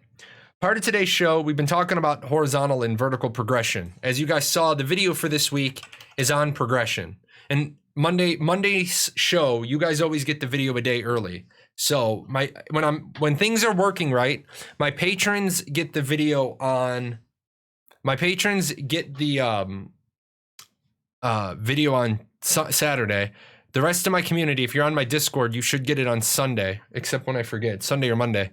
And then everybody else gets it on Monday when I stream. So it's like the thanks for showing up. Here's your door prize. So you could let a player kill you, then just grief the corrupted player. Yes, but that's not griefing the corrupted player. Corrupted players cannot be griefed by the fact that they are the corrupted. Like, people don't get this through their head, and they're gonna get it. You're not supposed to be a murder hobo. They allow you to do it because they don't want to listen to whiny people say, I can't flag and this system sucks. You can murder anybody you want. But if you flag up and you murder somebody, you pay the price. You pay the price. People are always like, well, what advantage is there to being corrupted? None. Zero.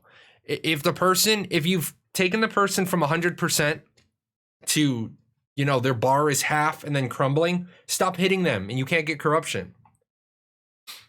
Having no D-level is bad. No point after reaching 50 not to PK people as you don't lose levels or experience. Yes, you do. You gain negative experience. While you have negative experience, you are not acting as a full level 50. As you get too much negative experience, you effectively become a level 49. You don't go to level 49, but your combat stats are of a level 49.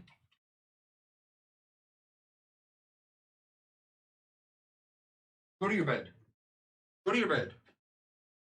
Always claw on the door thing. So yeah, you don't de-level. You don't de-level to 49, but you are effectively a level 49. The benefit to that is, and I understand why they do that. If you de-level people, then they lose their gear. And in Final Fantasy XI, this sucked. You weren't paying attention. You were on merits. You've died a bunch of times, and then all of a sudden you die one too many times. You hit level 74, and suddenly you're naked because you don't have gear, because you don't have your level 74 gear in your bag. That was always bad. Hard to catch the streams. You got to go to bed. Hey, I stream 4 times a week, so there should be a convenient time zone for you. My streams rotate throughout the day, so I have EU friendly. I have EU friendly time zones, and I don't really know when I can stream to be like oceanic friendly. So Final Fantasy 11, I missed that game. I've heard a rumor that they're doing I heard a rumor that they're doing a Final Fantasy 11 reboot. That might be sexy. That might be sexy. Final Fantasy 11 mobile, yeah, but I've heard that they're doing a Final Fantasy 11. No, Yoshi just said not long ago that they wanted to. Square talked about doing another MMO, and Yoshi sits on the board, and he said, "No, we're not doing another MMO. We're going to stay dedicated to the 2 MMOs we have." One of the things that came out of that was they may do a Final Fantasy 11 reboot, because a lot of people want Final Fantasy 11 back. Yes, Final Fantasy 11 on mobile is a thing, but they have talked about rebooting the 11 game to bring it up to modern graphics. I mean, I'm not sure how good it's going to work if they make it not the macro system that the game had, because part of the love of Final Fantasy 11 is that there was no user interface. But I would be interested to see how they do that. The whole point of corruption is to make it have some sort of repercussions. There is most likely some bonus for surviving, having the corruption, and fending off bounty hunters. No, there's not. There is no bonus for corruption. Now, Steven has hinted that for the quasi-faction war, the second part of that, for your performance fighting the bounty hunters, for your performance fighting the bounty hunters, then yes, that is a thing, but that is a mechanic in and of itself. Yoshi has too much on his plate. He is producing both 14 and 16. Yeah, and isn't he overseeing overseeing parts of 7's remake, the second stage of the remake? I mean, Yoshi P works his ass off. But I mean, the guy went from being like, what was he? I don't want to get it wrong, but he wasn't like, he was handed Final Fantasy 14 after they fired a bunch of people and said, you have 1 year to make this a game. And he worked his ass off to make 14 work, so much to the point that he got put on the board of directors. So, will all of the artisans be playable in Alpha 1? No, probably not. Bonus of corruption is that you get rid of a person while grinding something he doesn't bother you. The bonus of corruption that you get rid of somebody while you're grinding is that you just are going to get killed most likely and then set yourself back on grinding for mats or grinding for XP. Remember, when you die as corrupted, your death penalty is 300 to 400% of the person you just killed. So you're really not making any net progress there. Now, if you're in the middle of nowhere, like I'm not going to lie. I'm not going to lie. If you are in the middle of nowhere, right? We're over here like on the west side of the east, or the east side of the east continent by those gray mountains. There's nobody around. I haven't seen anybody around for 2 hours. You walk into my farming spot and I'm 90% or more certain I can kill you. I'm going to kill you, get my corruption, and go right back to farming my mobs. The way that you lose corruption is by killing mobs or dying. The way you clear your soul of kills is to go do quests. Keep in mind, the more kills on your soul, the more corruption you get per kill. So keep that in mind. That's a very important factor for hold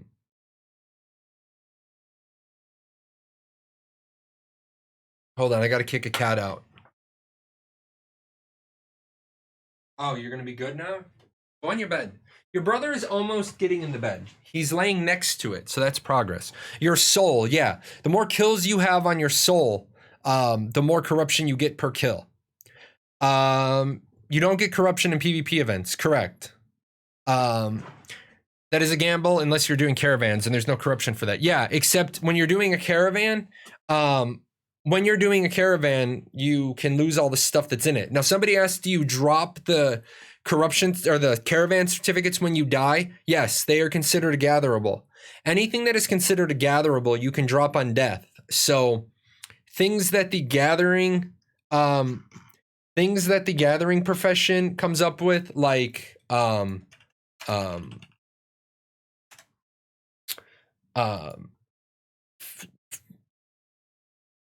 my brain, like corn if you're farming it, or fish if you're fishing. 1 second. Like wild herbs, things like that. Those all count as gatherables. What also counts as gatherables is, you kill a mob and it drops antlers, or you kill a mob and it drops hide or tails or whatever it drops. That's another one. And then any processed goods. Those also are things that you drop. While waiting for ashes, what MMO would I suggest you play? I always suggest this one. I suggest EVE Online. There's a referral code if you're going to play EVE Online. EVE Online is a good one just so you can learn a lot about the PvP mentality. If you've never played EVE Online, it's kind of like a high learning curve. But I mean, it's worth going in and joining a corporation and learning like a lot of the EVE-centric stuff. I won't recommend ArcAge. ArcAge would be a good place to learn, but I won't recommend ArcAge. I play Final Fantasy 11, but I play Final Fantasy 11 because I find it fun, but it's definitely not a good trainer game for going into Ashes. So no corruption on EVE. Yeah, there's corruption on EVE. There is your security status.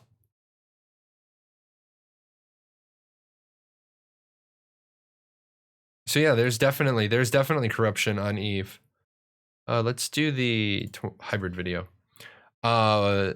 If someone has a farm in their player home, am I allowed to go in and steal their crops? No. Will there be a scoreboard for PvP, PK server-wise? There will be a scoreboard for PvP, but not PK. Do you drop caravan certificates when you die? Yes. And does the one who picked it up has to redeem it at its origin? Yes. Hello Kitty Adventure Island. Yeah, Hello Kitty Adventure Island will be what you want to play to get good at Ashes of Creation. It's also where I recommend people go if they absolutely want to stomp their feet and have it their way. I like to try to tell people, you can have an opinion, but if you can't back up your opinion with fact, then this isn't BK. You can't have it your way. You don't come into the Discord saying they need to make these changes. Guess what? And I hate to be condescending, but when you come into the official Discord and nobody knows you and you've been there for like 12 seconds and you say they absolutely have to change this or the game is going to suck. Well, hello fucking random nobody who's never worked on an MMO and who doesn't have any argument and just, it has to be this way or I'm not going to play. The cool thing is I like what Steven says. Ashes of Creation won't be for everybody, and that's okay. So when people have come in and made their ultimatum, if they don't do this, I'm not going to play. Cool, don't play. Hello Kitty Online Adventures is down the net, 3 nodes over. Bye. Will there be context to do with, like, say, a farmer to grow crops faster, to do a contract, tame an earth spirit? What? Will there be, like, context to do with, say, like a farmer to grow crops fast? I have no idea what that sentence is trying to tell me. Freehold entry is on a permission basis and players will be able to change for uses. Not entry. You can't stop the person from walking onto the freehold. When they're on the freehold, they can't kill you. They can't use the services of the building. But to walk onto the freehold specifically, yeah, they don't want to do that. Adding PK scoreboard would add more competition. Yes, it would also encourage people to PK, which they don't want to do. The entire reason the corruption system is there is because they don't want the game to be a murder hoboville. And no, it wouldn't increase more competition. There's 8 meaningful PvP events that you get graded on. PKing would not add more. Go do one of the 8 meaningful events. Is there going to be a divine service to tell you how corrupt your soul is? I imagine that your corruption on your soul is going to be on your character sheet as a big reminder of, hey, maybe you should stop killing people. Kill death ratio will be in arenas. Open world does not need a KDR. Yeah, well, there's going to be an open world KDR because you are graded on your performance in castle sieges, arenas, caravans, wars, stuff of that nature. So they are going to track that, but they're not going to specifically say this is the most efficient PK around the server, because then that just encourages people to go PK, and they don't want to encourage PK. Will you be able to make contracts, tame creatures that have effects like an earth spirit to help farmers grow crops faster? Not that I know of, but you will have like buffs to your. You will have furniture that provides artisan buffs. But taming a creature that helps a farmer grow crops faster, no, they haven't mentioned anything like that. Something I found very fun in other games is adding solo dungeons raids where you have rankings between the classes. That works in games where you have anything that resembles a 1v1 balance, but this game isn't based on 1v1 balance, so solo dungeons aren't applicable in this particular game. Will you be able to make... Oh, it sounds like the caravan certificates are much easier to carry than the actual contents of the caravan. Is that how it works? I honestly think if you want to gank and loot a caravan, you got to bring your own mules or caravans to transport the goodies. Too easy otherwise, and offers a way to bring friends to try and get your stuff back. No, the reason why is because you can't summon a caravan in the wild. So you would need 10 mules to haul everything out of the caravan. The point is that if the caravan system failed, they want the stuff to have to go back to the point of origin for the caravan to have to try again. If you blow up a caravan that had 10,000 logs on it and it drops 8,000 of those logs, you get 8,000 log redemption certificates. You have to take them back to the point of origin. You trade those in, you get 8,000 logs. You can either sell them in the node that's the point of origin, or you can now try to move those logs somewhere. So, yeah, I think that they want to reset you back to the start to encourage more caravans. I'll definitely be getting in on this and purely role-playing. This seems like the best game for it from what I've seen. Yes, they are going to be supporting roleplay, except they are not going to be designating servers as roleplay servers, nor would you want them to. Do you think there will be a caravan progression system? Yes, there is. Like experience you get for completing caravans? Yes, there is. Oh, that sort of coincides with the Brigand Defender system. That I don't know. I know the Brigand Defender system is the caravan progression system. I don't know if there is one that goes along with completing them. That's interesting. Maybe. I mean, there's lots of stuff they haven't talked about. So yeah, maybe. What element would you want to bend out of the 4 elements? Fire.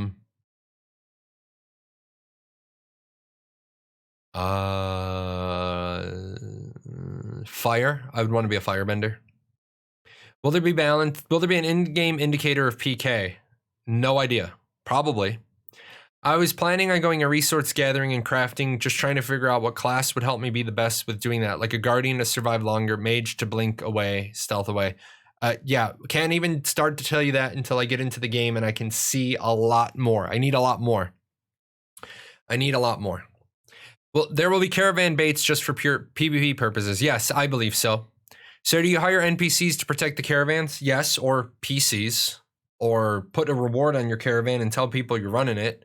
Or run it with friends.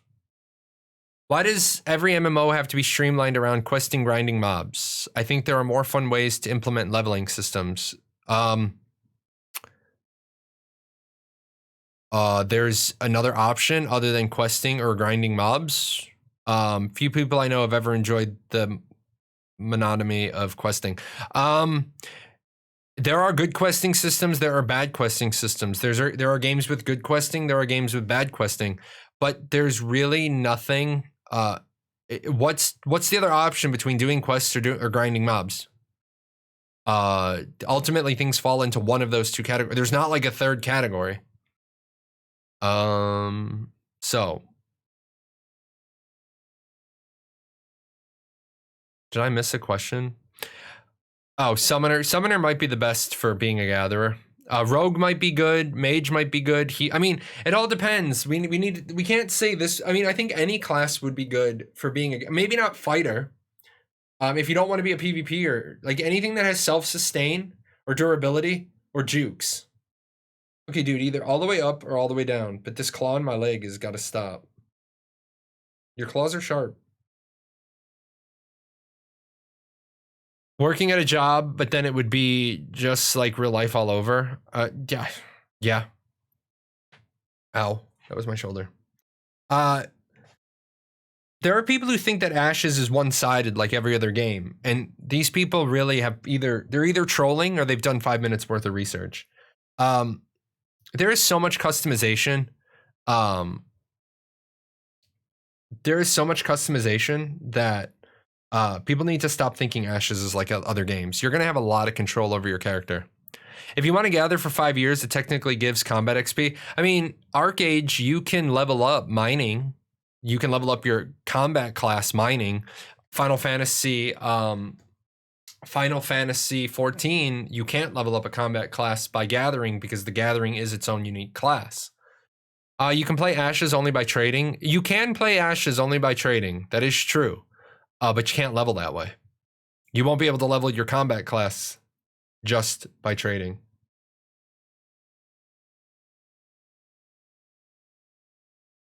So good questions. Good discussion today, guys. Good discussion. If only Rangers and Rogues can climb, I think people will be able to climb and get away from certain people. Yes. I mean, yes. Rangers and Rogues with their ability to parkour, they might have an additional way to escape. But remember, you can't parkour anywhere. You have to parkour only in certain areas. Only certain areas have the ability to climb.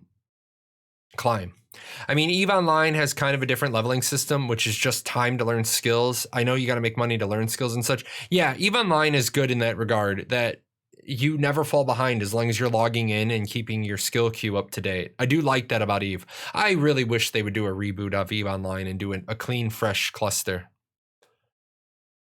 There was a guy in WoW who had 0 kills, pure level cap from herbalism. Yeah, I mean, you can do the pacifist route in some games. I don't think you're going to be able to do the pacifist route in Ashes because I think your artisan system won't level your adventuring system. So like you could do that in a lot of games, but you can't do it in all games. What would be the closest class to a druid on WoW and Ashes? None, because druids are a rich and diverse group of people historically. If you mean what would be the closest thing to a totem dropping healer, then probably cleric ranger, but I can't tell you that until Alpha 2 and I see the classes. I wonder if you'd be able to customize your clothes yourself, like when you craft a cloak, if you'll be able to paint it and put designs on it yourself. Probably not to that level. No, probably not. Has it been mentioned on whether there is a limit to the amount of participants in a caravan zone of PvP? No, they have not. One example I can think of is implementing an arena where you have a continuous flow of mobs coming in with an occasional boss. You mean grinding on mobs? Because you literally just said you wanted something that wasn't questing or wasn't grinding on mobs, but you just created an arena where I'm grinding on mobs. Now, you've done it in a new and unique way, but then I think you will have made your leveling too easy because the mobs come to me. Will Alpha 2 be this year? We're going to be lucky if Alpha 1 is this year. In my opinion, they should give emphasis to leveling your combat class in open world dungeons. Having to take PvP into account does make it more challenging. Yeah, but they're already doing that. Should leveling be tedious and hard? Yes, it's an RPG. It should. Leveling should be an adventure. Leveling, like, people are like, I should enjoy leveling. If you're not enjoying the game you're playing, why are you playing it? So ultimately, it boils down to this. You should enjoy the game you're playing. Everything in every MMO is tedious and boring and hard if you're not enjoying it. But at the end of the day, grinding for gear, grinding for XP, it ultimately sucks, okay? It ultimately sucks. With that said, Final Fantasy XI was tedious and hard, but tedious and hard doesn't mean it wasn't also fun. If you were in a static group on TeamSpeak, you used to grind for 4 or 5 or 6 or 10 straight hours. I absolutely remember with a great fondness the Crawler's Nest.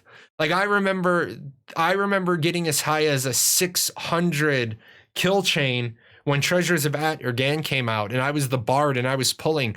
My eyes wanted to bleed. My hands hurt. My body hurt.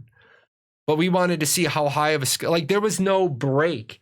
There was just keep pulling. Just keep pulling. Keep, like, literally there were groups that were like, what number are you on? We're like on 450. Groups would stop pulling just so there were enough dragonflies for you to keep going. And they were like, what are they at? They jump in on they jump into your team speak. They're like, holy shit, your timer starts getting so short. You're like, you can't just go and pull. You're literally pulling 3 or 4 and running them past, sleeping them all with Mary's horn, throwing a lullaby. You're not even there. They're literally 5-persing it. You're like, shit, I ain't even getting XP for some of these. It sucked, but I remember it fondly.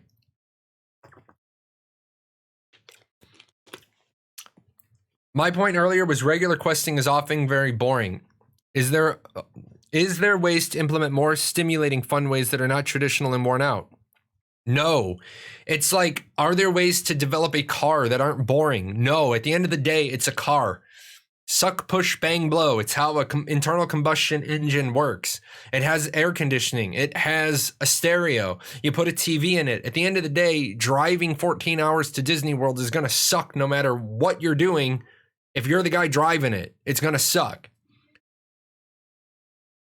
You can make it enjoyable for the passengers, but you can't make a 14-hour drive suck any less, okay?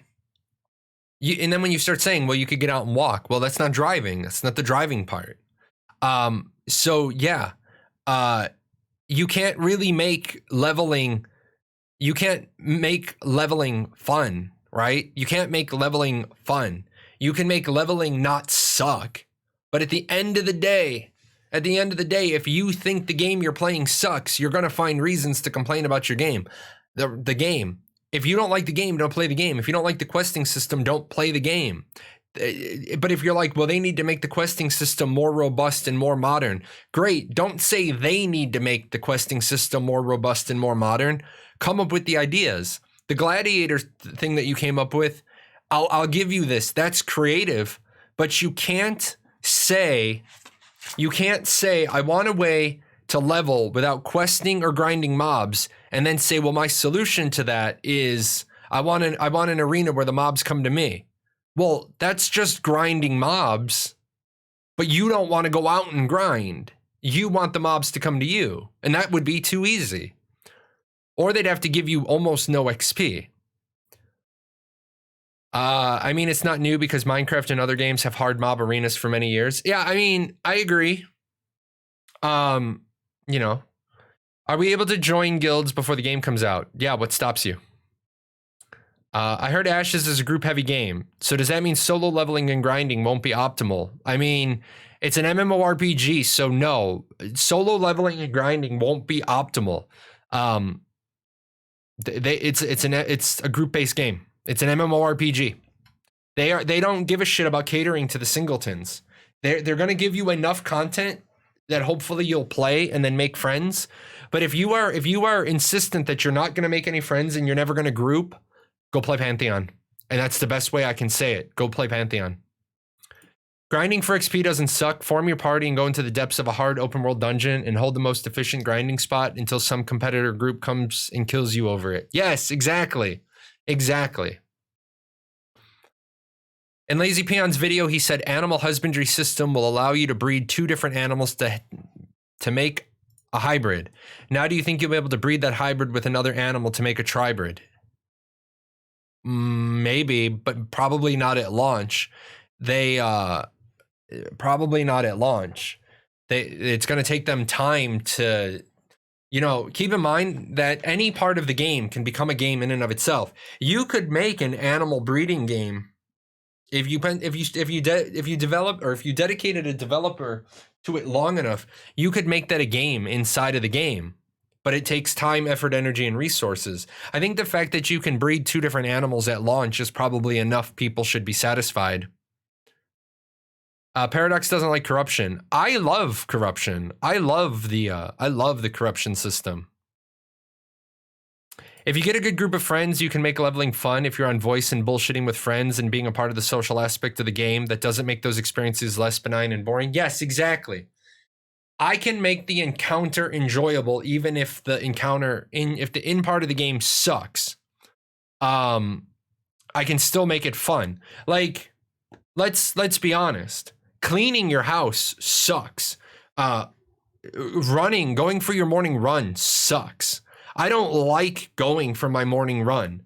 I like the results of my morning run. I do like a little bit of the dopamine and the adrenaline and the serotonin hit I get from running. But then a couple hours later, my body is like, why did you do this? I don't like getting out of my warm bed and going outside when it's 55 degrees and going for a run. But I do it because I enjoy the results. I generally just put in my earbuds, I listen to a motivational speaker, and I pray that when I pull my 2 cards for the day, I pray that I don't get interval sprints and stations on the same day. Because when I get interval sprints and stations on the same day, I almost want to throw myself in front of a car. Because that combination is awful. Leveling is generally fun in most games the first time around. The tedium doesn't really hit you hard until you get into leveling alts. True. I think the thing that makes Ashes unique is that it's so group orientated. It's so refreshing to not only have in-game friends, but also need them. Yes. Paradox, can you please ask devs to add PK scoreboards? No, I won't. I wouldn't ask them to add that because you're asking them to add something that encourages PKing. You're not supposed to fucking PK. I don't know how much clearer I can make this statement. You are not supposed to accumulate corruption. Yosemite, you get it? You're not supposed to fucking PK people. There is no, congratulations. You PK'd somebody who didn't want to fight back. Congratulations. You're turning your server into a dumpster. If the person wants to PvP, they are incentivized to flag up and fight back. If you're already at level max, it doesn't matter. Who lied to you? Who lied to you? If you get PK'd at max level, you still get negative XP. You still drop shit. You get I don't know why people, you gotta stop thinking what you think about the game is accurate. You always get negative XP. Your level 50 character suffers from negative XP. You get enough negative XP, you effectively become a level 49. You have enough negative XP, you affect your loot drop rate. You have any negative XP, you're affecting your loot drop rate. So yeah, all these people who say it doesn't matter once I'm level 50, no, it does matter. I don't know why people think it doesn't matter. The negative XP thing that happens in ArcAge, why does everybody blitz the fuck out of the game and get to level 55? Because then there's no more XP loss. Congratulations. Ashes doesn't work like that. So people got to stop thinking Ashes works the way they think. Arc, anyone who hates grinding, go play Arc and then come back. I guarantee you won't complain about it in other games. Yes. It's allowed but punished. Yes, they don't want to take away player choice. They don't want to take away player choice. If they wanted to take away player choice, they could just make it like New World, where you can't kill people unless they opt into PvP. You are always opted into PvP. You're just not flagged for it. I don't like the sound of an arena-based leveling. Sure, you want as many people out in the world as possible, especially in a PvP-enabled game. More player interactions lead to more emergent gameplay. This unpredictability surely makes the questing grinding more entertaining. Yes, exactly, because it's an open world-based game. Breeding a carnivore with a herbivore makes an omnivore, technically. Yes, that's funny. I'm just getting into MMOs, and Ashes will be my first one, so I hope it gets me hooked on it. Here's my thing. If you are just getting into MMOs, I would highly recommend you just start making your way through all the free-to-play MMOs. Aeon, Blade and Soul, BDO for a little bit. Make your way through all the free-to-play MMOs and just go through them. Lord of the Rings Online, just play different games so you just get used to them, and then you'll have a little bit of background. They said you're not going to drop level. You can accumulate negative XP for your leveling. Yes, you're not going to physically drop your level, but you are going to effectively be a level 49. Your combat efficiency is going to be that of not a level 50. So people automatically hear I'm not going to drop level and they think, oh, well, I can get as much negative XP as I want. No, the negative XP has a debt that must be paid. If you have too much negative XP, you are effectively a level 49. Your stats will be lower, your loot drop will be lower. Yeah, you can't just soak negative XP forever and there not be a consequence. Do you think there will be world-class items? Yes, they're called legendary uniques. Wait till you get that legendary weapon and drop it due to corruption and realize it does not matter. Yeah, exactly. You can still get killed without flagging as a combatant. That is good because there's always risk and helps make the game more social. Yes. So you de-level from debt. No, you do not de-level here. I'm going to do a real quick death thing. You're level 50 and you die and you gain 10,000 negative XP because you died. That's not a lot. You start grinding on mobs, you start doing quests, you start earning XP. You eventually work off that 10,000 negative XP and now you're effectively a level 50 again. Or you run around like a murder hobo as if level 50 corrupted and you end up killing like 87 people and you end up sacking 750,000 negative XP. Guess what? You're no longer operating as a level 50. Okay, you're no longer operating as a level 50. You're operating as a level 49 or a level 48. You may lose skill points. You may lose combat efficiency. Your loot drop rate is reduced because you haven't paid off the debt.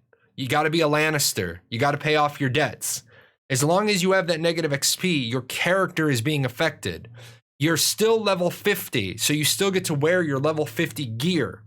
But if you're level 50 with 750,000 XP worth of negative XP, and you fight another level 50, that other level 50 has a distinct advantage over you.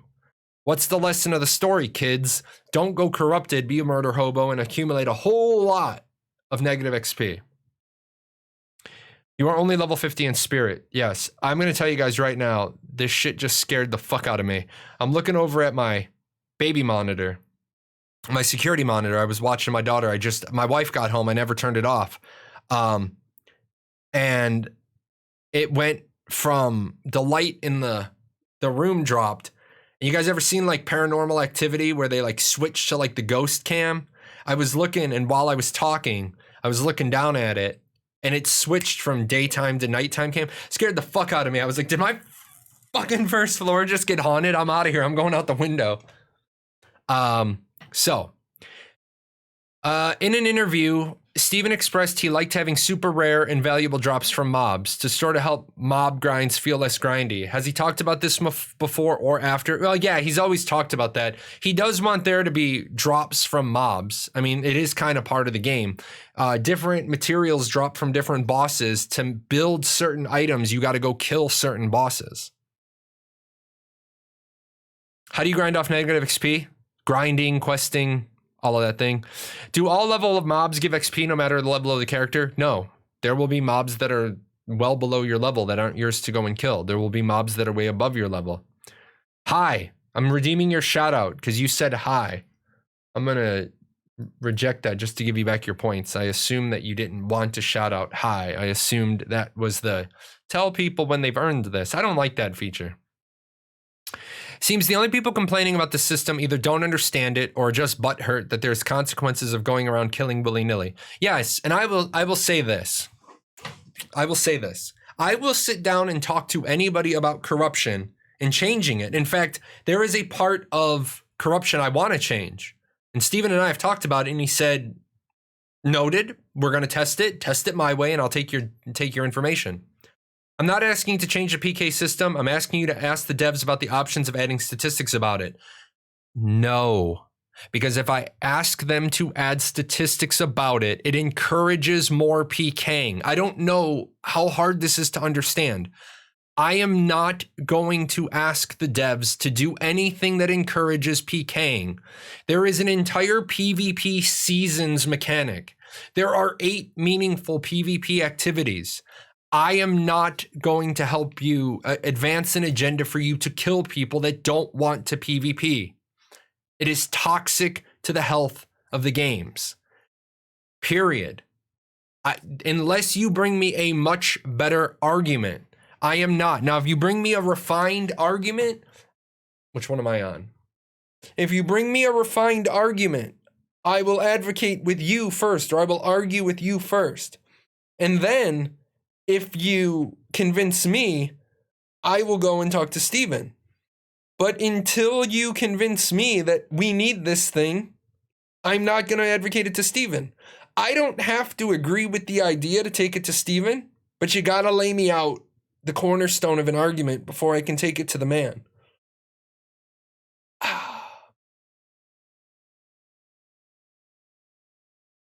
I'm about to knock my side monitor off. You want in? Okay. Let's see. Non-combatants being able to attack corrupted without flagging as a combatant. Yes, that is my problem with the system. In Tim's interview with Steven, Tim asked if a level 1 with the best gear versus a level 50 with rare gear, will they be on equal footing? I don't remember what Steven said about it, but what is your point of view about it? I don't think a level 1 with the best gear will, like, the level 1 with the best gear, a level 1 can't have the best gear because gear has a level requirement. So a level 1 with the best gear versus a level 50 with rare gear, they won't be on equal level because gear makes up 50% of your 50% of your stats. Plus a level 1 would have like 4 skill points, and a level 50 would have all of their skill points. A level 1 wouldn't have a class. A level 50 would have their class. So no, a level 1. So a level 1 shouldn't ever have a chance against a level 50. They should have a 0.00% chance. 0.00% chance if you're saying level 1 to level 50.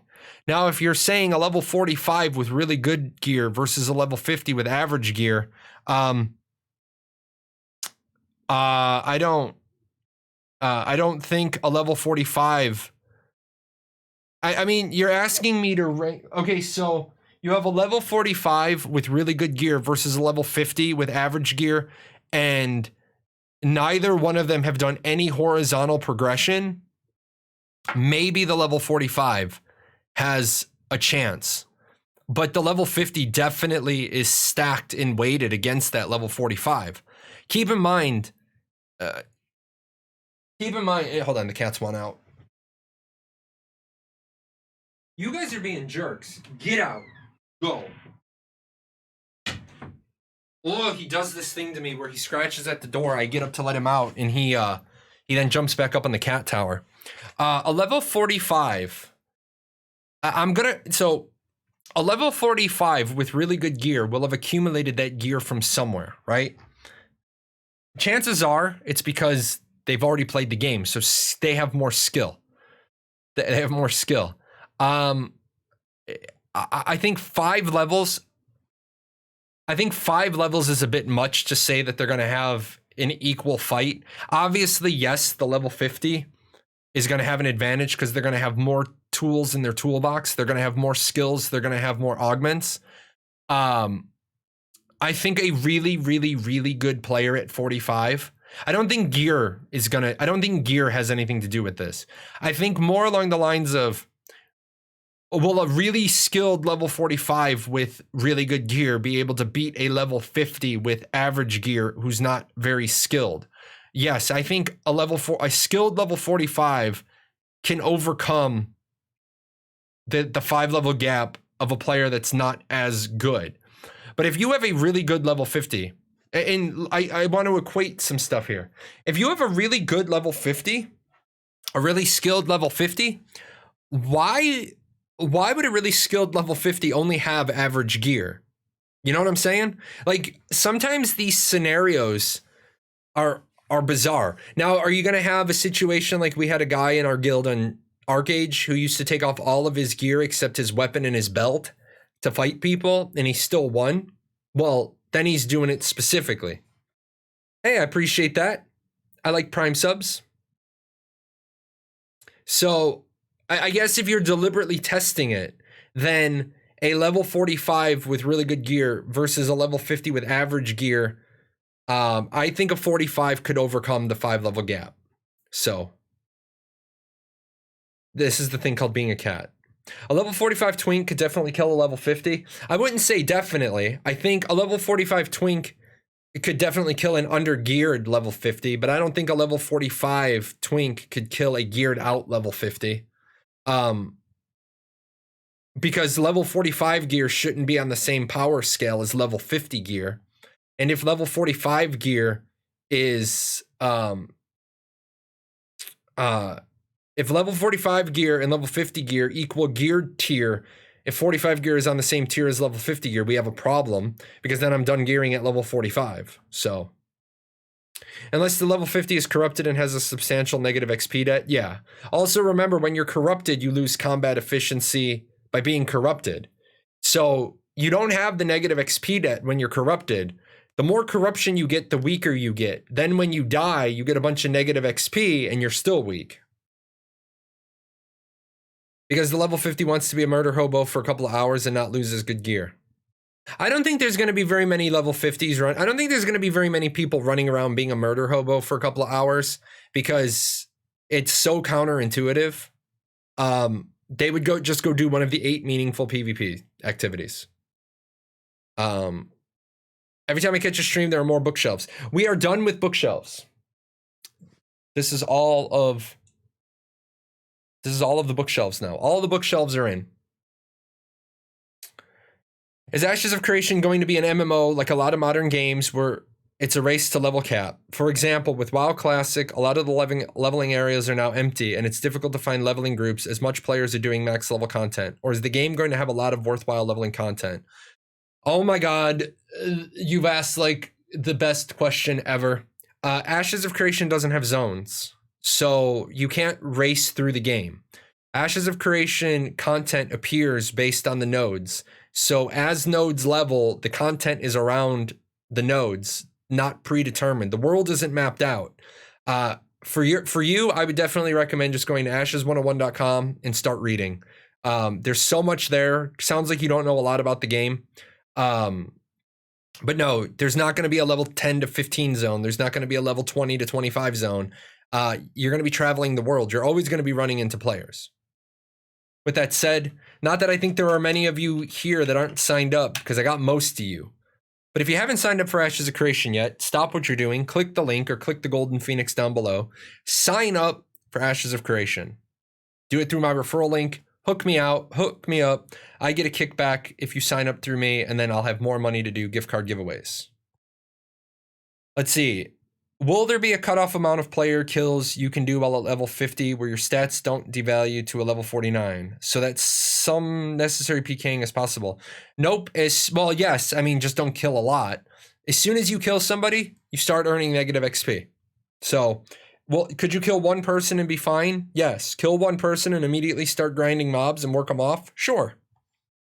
Hypothetically, if the corruption system is too punishing, the number of corrupted in the world at any given time might be close to 0. If this happens, do you think they will relax the penalties? I ask this because Intrepid have implemented a direct method to combat corruption, the bounty hunter system. If there are no corrupted, then the bounty hunters will have nothing to do. Fucking good. If the bounty hunters are bored, that's good. That's good. It means the game's not a murder hobo kill box. How often do you think caravan attacks are going to be? I don't know. Do you think they're going to be the exception of the rule? For example, if I do 10 trade runs to the neighboring node a day, do you think I'll be attacked every time? I think if you're doing 10 trade runs a day to the neighboring node, yes, you're going to be attacked all the time. I think you need to be more stealthy than that. I'm also going to question, where the fuck are you getting 10 caravans worth of stuff to do a day? You're talking, so a player carries 100, a mule carries 1,000, a caravan carries 10,000. So you're talking about moving 100,000. You're talking about moving 1,000 times your personal inventory. So I don't think you're going to be doing 10 caravan runs a day. With that said, if you're moving items a lot, use varying routes.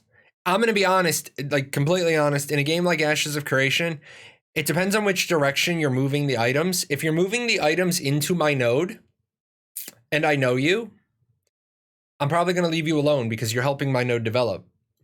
If you're moving stuff out of my node and I know you, I'm probably going to leave you alone because I know you. If you're moving stuff out of my node and I don't know you, I'm going to destroy your caravan so I can take that stuff right back to my node and resell it. There's no way to say how often caravans are going to be attacked because it's all player choice. It's all player driven. There's going to be, it's going to be a problem. So you're saying having statistics in the real world or game about, say, suicide rates or being homeless in a country makes it more likely that people want to be one of those numbers. No, that's false. Of course it's fucking false, okay? Of course it's fucking false because you're bringing in a really bad argument for the PK system. If you reward people by putting their name on a chart, okay, they're going to be more than likely, they're going to be more likely to PK, to be on the chart. The more PKs you have, the bigger target you are. No, not at all. That's a false correlation. You can have a ton of PKs, go out to a deserted area, grind them all off. What you're doing with your argument is you're trying to bring in an emotionally attached aspect, suicide rates or homeless people, and you're trying to equate like bad statistics and good statistics.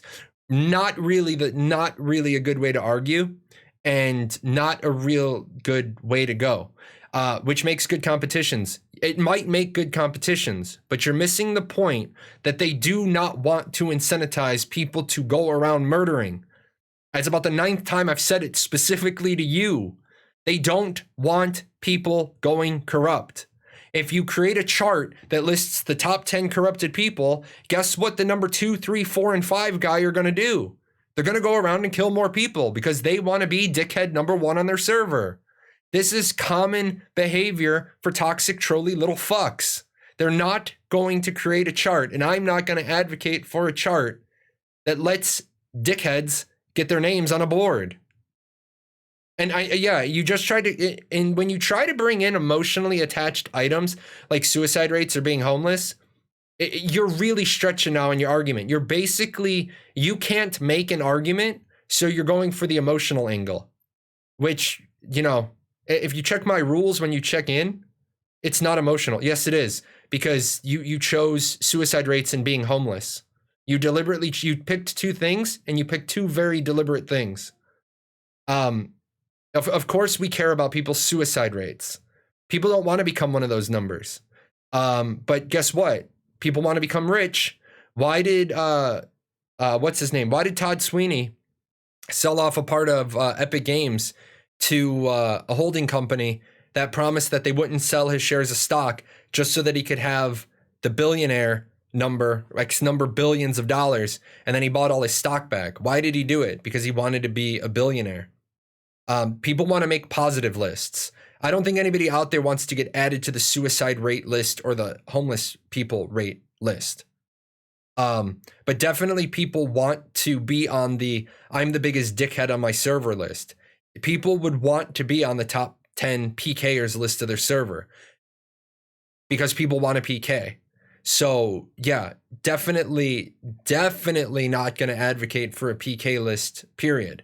The ideal scenario on your server is the bounty hunters are bored as fuck because nobody's PKing, because everybody is running around doing the 8 meaningful PvP things. You always get an ad vibe when I refer somebody to Ashes 101. Yeah, Ashes 101 is simply a faster way to give people a much more in-depth answer. Like, I could pick I could do a show every single day on one page of Ashes 101 because there's that much to talk about. Maybe 2 topics a day. To do 4 hours, yeah. What about a PvP list? Will this include open world PvP kills flagged in not siege war caravans? No, because, well, hold on. Maybe, but I doubt it. It's going to be for the meaningful PvP events, sieges, arenas, caravans, things of that nature. A PK leaderboard ruins immersion. I shouldn't know the name of some guy halfway across the world unless I hear about him through word of mouth. On that one, I do disagree because technically you shouldn't know about the best crafter on the other side of the world either. I'm all about leaderboards, but leaderboards, I do agree with you, ruin immersion because it allows you. Leaderboards allow you to see the names of people on the server doing things, and then you can mail the person and find out information from them. Like you could mail them and be like, hey, roughly where are you in the world? I want to come and do business with you. So, I mean, I guess in some ways that's good and it facilitates player to player contact because you can't mail stuff in the mail. You have to travel there. If there was a chart, trust me, I'd be that dude striving to be the top 100, then the top 50, then the top 20, then the top 10, then the top 5. Yeah, absolutely. Absolutely. Will there be a world chat? No, there is no world chat. There are chats that function all around the world, but they're more specialized. Your guild chat, your personal chat channels, your node citizens, like there'll be region chat, but there won't be global chat. No. If anything, advocate a good deed list, like helping people with dungeon raids. You can't really do a good deed list like helping groups with a dungeon raid, because otherwise people would just say, oh yeah, this guy helped me. People would just game it to be on the, oh, look at me, I'm a special snowflake. People always want to be on a list. It doesn't matter what the list is. If it's a list, they want to be on it. People always want to be on lists. If you want to be renowned for PKing, just PK and get a bounty on your head. Yeah, there you go. Be on the bounties list in all the taverns. Top mediocre player. Yes. I'm the executive assistant to the assistant executive. I'm thinking about name reservation, but will that only be for one server? Yes. Do we know any specifics about underwater content? Apparently we'll have underwater mounts, but what else? Dungeons, freehold, spearfishing, underwater caravans. We don't know much about underwater content right now. We do know that there's going to be naval content. We're waiting on underwater stuff. There won't be underwater freeholds at first because there's no underwater nodes. There might be underwater nodes later, but not at launch. How about a bounty board to show PKers, but it shows their corruption so you know when they are weak? There are boards. There are bounty boards you can put bounties on people. I did ask Steven to give me more information. We all just need to keep harassing Steven about Jahlon interview 3. I know it's scheduled tentatively for April of 2021, but he's done multiple interviews in the same year with other people. We need to get Steven back on this show. Because we got lots of questions we can't answer. How does the monster coin system work? I really don't understand it in Peon's video. Monster coin system works like this. There's an event. There is a horde of zombies attacking your node. Hold on. Back that up. There is a horde of zombies attacking a node, not my node. I can't participate in it if it's attacking the node I'm a citizen of. So I'm nearby and I see a monster coin event starting and I have in my pocket a monster coin. So I walk up to the monster, I buy it, use my coin, take control of the mob, and then I go into the town and I start rampaging around as a zombie, killing NPCs, tearing down stalls and stores and buildings and whatever I want. My performance during that event grants me progression in a cosmetic reward system. The only rewards from it is cosmetic. It's basically a way for you to take control of monsters during an event and let players fight against a player intelligence versus an artificial intelligence. There are some, we don't have a lot more information. I know a lot of people have a lot of, well, this will be exploited or this will be exploited. I don't dismiss out of hand all of the, well, these will be exploited.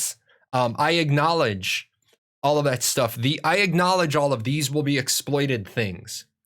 With that said, give Intrepid time to detail out stuff.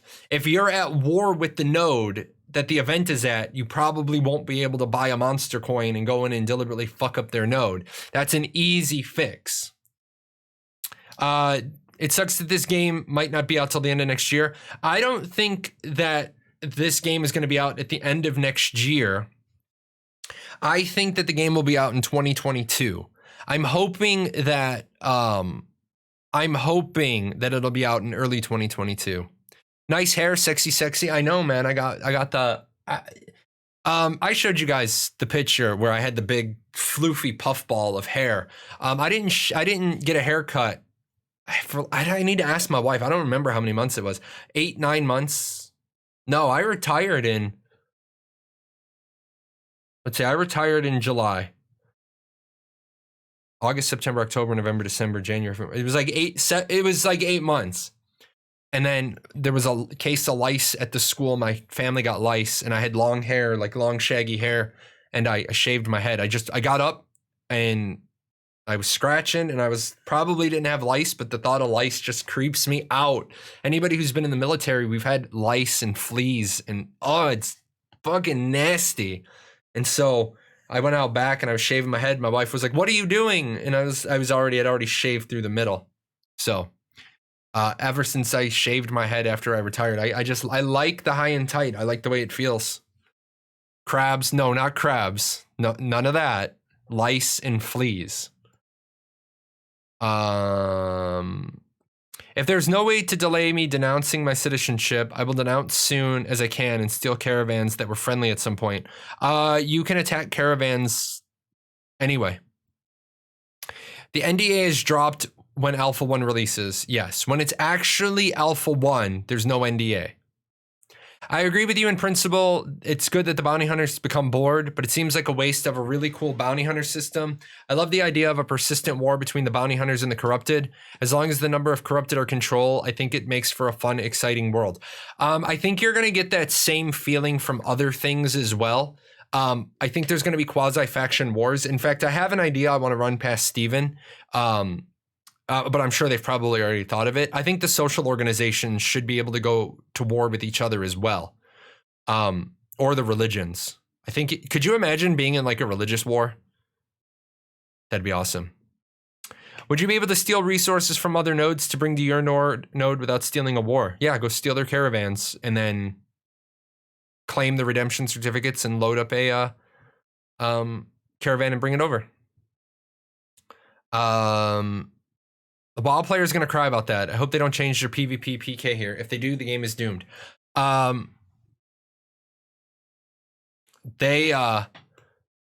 don't think the game... honestly, Steven has said he's not catering to any group of people. If the WoW players come over and complain that the world is open world dungeons and they can't he's going to say, yeah, this game isn't a theme park. This game is a theme box. So if you want to play WoW, go fucking play WoW. If you want to play Final Fantasy, go play Final Fantasy. If you want to play Ashes, come play Ashes. But don't walk into Ashes and saying it needs to be more like WoW. Don't walk into Ashes and say it needs to be more like Final Fantasy. Because then I'm going to go over to Final Fantasy and WoW and say, you guys need to be more like Ashes. If you want to play WoW, play WoW. I don't get why WoW players think games are going to cater to them. With COVID and everything, I don't care when it comes out as long as they deliver. You know, I 100% agree with you. As long as they deliver, I think people are going to be okay. But there's also that point of you need to eventually deliver. People want the game. People are waiting for the game.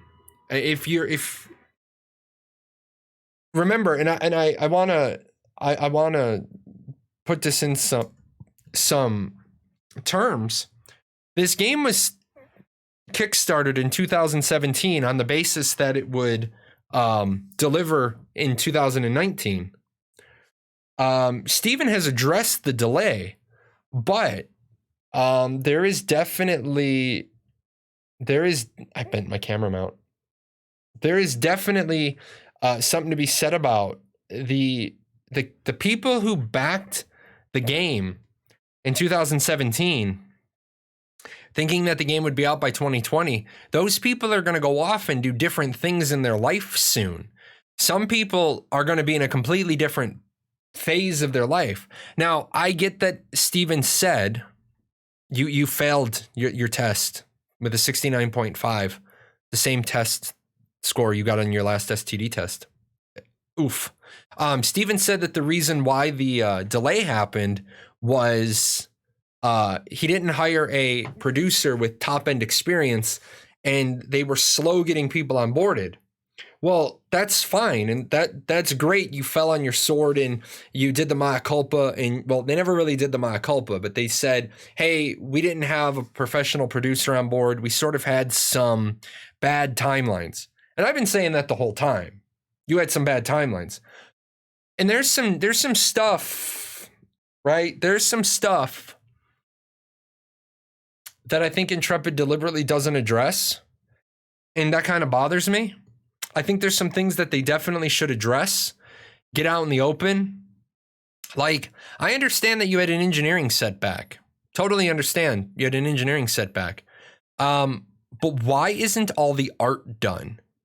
What, if you're going to say it's because we didn't get artists on staff, why, you can tell me that the Vec are done and the Renkai are done and all the races are done, and you're just not showing them because you don't want people lifting ideas and you want to hold hype until a later date and time and place. And you can say that to me and I'm going to be like, okay, that makes sense. You have a lot more stuff done than you're showing, and you just don't want to, ruin that. At the same time, a lot of the things you said that were the issues with your development have nothing to do with the issues with your art.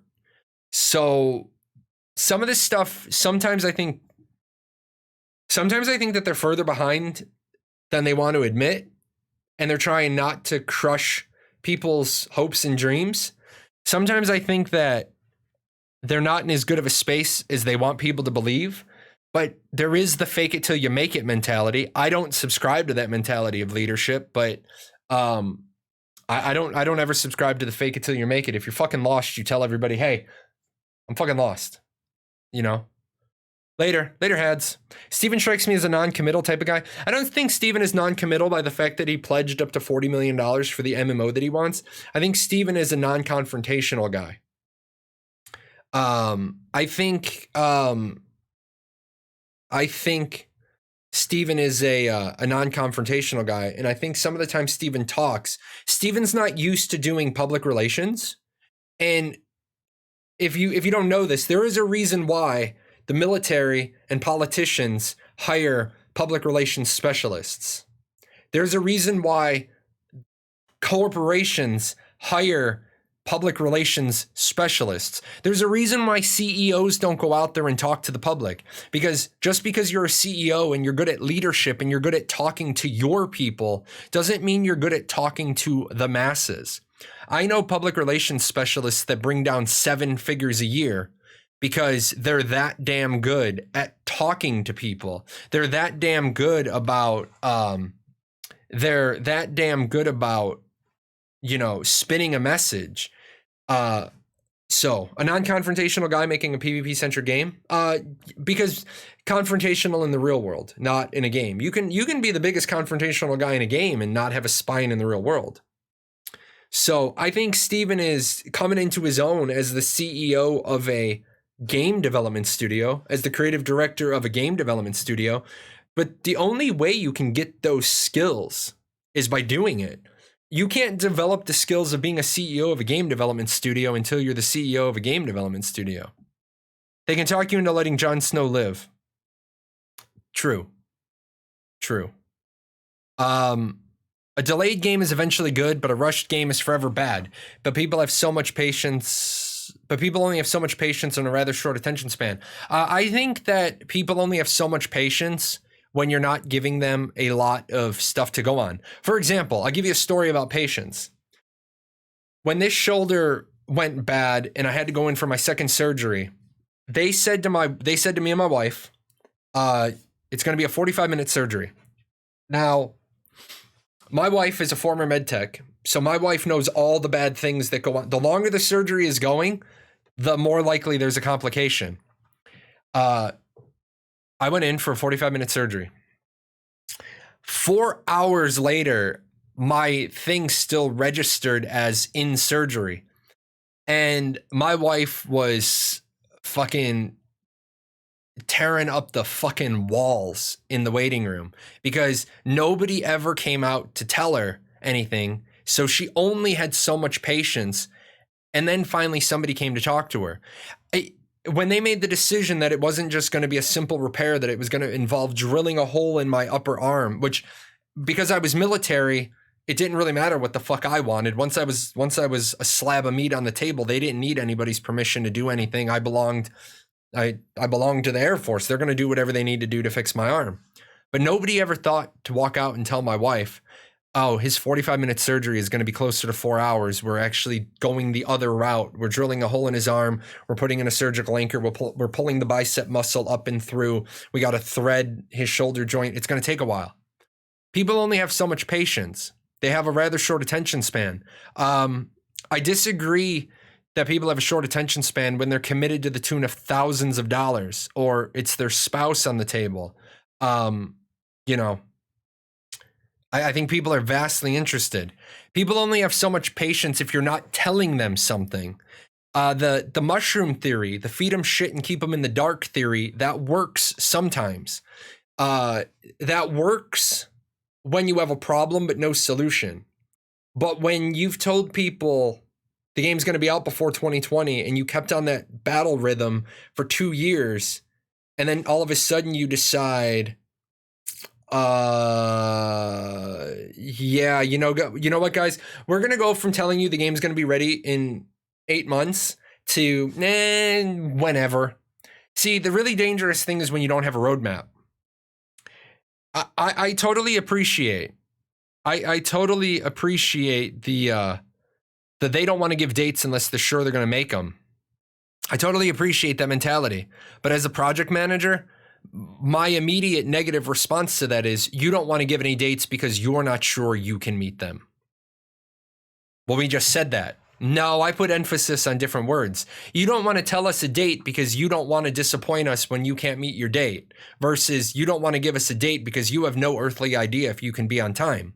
Now, at the moment, I'm not really critical of Intrepid at the moment for 2 reasons. Number one, working from home, while they've said numerous times they're working from home and they're not really experiencing any setbacks or delays, I can believe that.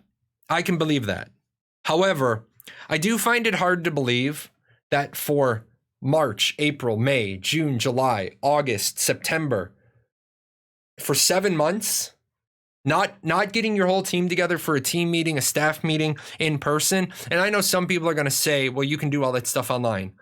There is a much different mentality having an in-person meeting versus having a telecon. I say this because I was stationed at the Pentagon, but I lived in Ohio because I had to be geographically stationed at the fuels lab, but my assignment was out of the Pentagon. And the fact is, there was, 7 of us that dialed into a telecon, and it's really, it's like way different reading body language versus talking verbally. Now, I know in this modern era, commercial companies, they're using Zoom calls or Discord calls, and they use TeamSpeak for their meetings, and that's cool. But I'm a little worried that they haven't moved into the new studio yet, that their shit's in storage. It makes financial sense to not be paying rent at a studio you can't occupy. So I don't blame Intrepid for that, because why would you pay rent on a studio that you can't use? And San Diego County says you can't use it. And the structure of the world doesn't look like people are going to be going to work in person in San Diego County anytime soon. However, you also made the decision to upgrade from Unreal Engine 4.23 to Unreal Engine 4.25, and you had to delay testing due to all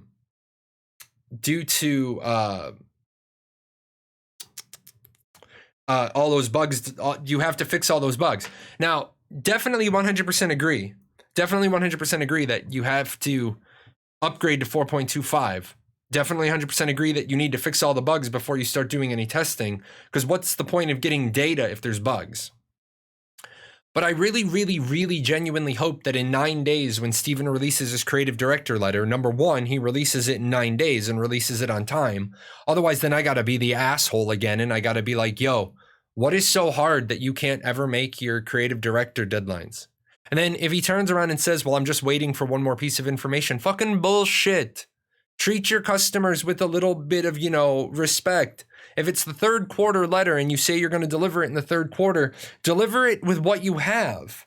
Nothing precludes you from saying, I'm waiting for this piece of information. Put that in your creative director's letter. Hey guys, I wanted to give you an update on the Blue Raptor, but I'm waiting on information. So expect a Discord message update on the Blue Raptor when I have that information. Nothing stops you from saying that. But what stops you from putting out the creative director letter is you don't want to put out the creative director letter. If you don't have meat for the creative director letter, just task me. I'll write it. I will write the fucking shell of the creative director letter. That I will write each of the paragraphs. They can decide which paragraphs they want to populate and use. I'll do that for free. I'm basically, because then I'd get to, sort of do inroads into some stuff. With that said, if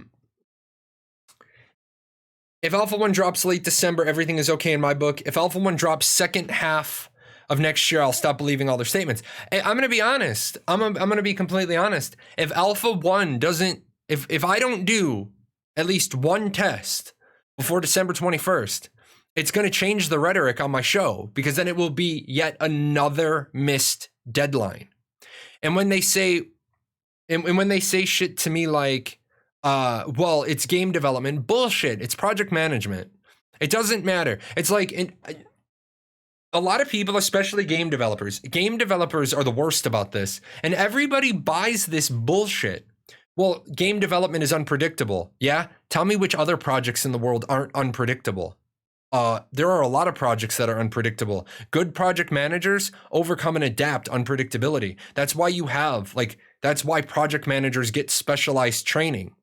But if they miss another deadline, that's going to crush, first of all, it's going to crush them in the end of year media and the early year media, MMO media. They can expect that if they don't get Alpha 1 done in December, by December 21st, they can expect a bunch of Ashes of Creation fails again, the next Star Citizen, the next Chronicles of Lyria, and there's nothing they can do to prevent that from happening, because all of those statements then become true. Basically, the headlines now will say 1 year later and we're still no closer. What do you say about that? Even retail isn't predictable. That's life. Yes, that is absolutely 100% life. How am I? I'm great, man. I went for my walk today. I'm going to see if my wife wants to clip off for another little walk, even though it's 8 o'clock my time. But then I'm going to eat some dinner and get up tomorrow and work my asses off for you guys. As a friendly reminder, you guys are here. As a friendly reminder, there's the video. If you guys want to check out the video on progression a day early, you guys are good with that. You keep going and strive for better. That's why I like watching your stuff. Yeah, I'm working on my other project. Tomorrow I will be working on finishing a Filmora video for Jahlon On, the Jahlon On series. But yeah, man, I'm having a blast. If you guys want me to write specific articles for Ashes 101, please let me know that. Either you can PM me on Discord, or you can say it during the show. We haven't really had, that is one thing I will say, I haven't really had anybody ask me to do a specific update to Ashes 101. The mounts thing I have written down. I do have, the only section I have is for Ashes 101, I'm going to be working on the mount section, and then eventually I got to break out the PvP stuff to different subpages. But yeah, if you guys want something worked on Ashes 101, or you want a video or something, just bring it up during the show, and I'll work on that. Otherwise, this week's going to be the mounts video, and then, or not the mounts video, the mounts section, and then I'm going to work on the Ashes opinion piece about why no minigames in the Artisan system. I'm so tempted to get the Voyager pre-order pack. If you like the cosmetics this month, get this month's cosmetics. If you don't like these cosmetics, wait till next month. October has been near and dear to my heart. Every month or every year, the October cosmetics have always been good. I'm a little worried that they're not doing the October theme of darker cosmetics, because they had the Edgelord dark black and red ones earlier this year. But I'm really hoping they're going to stick with the darker in every October. Although then there goes my wallet again. So, guys, as we're starting to wind up, no new news on the Talnar. The Talnar are the last race to get worked on. I do want to thank you guys each and every time I do this show. Each and every time I do this show.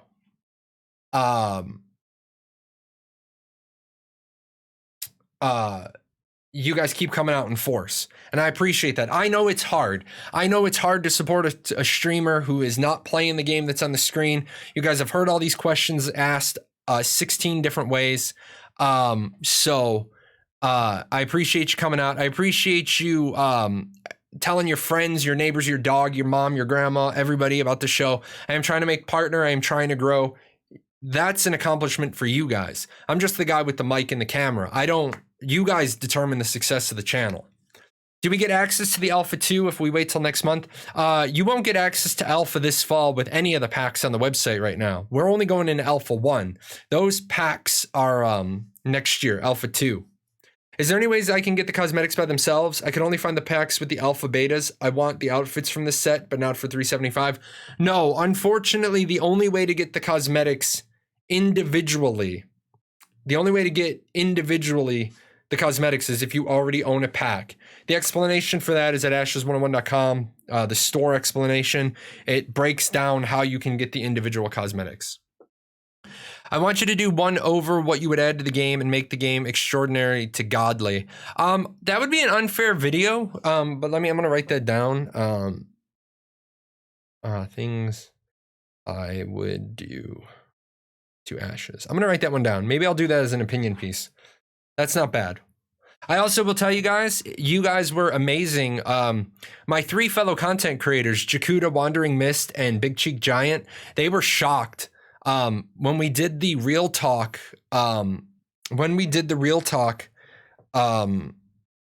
video last week, they didn't think that video was going to do very good. Because their channels are small.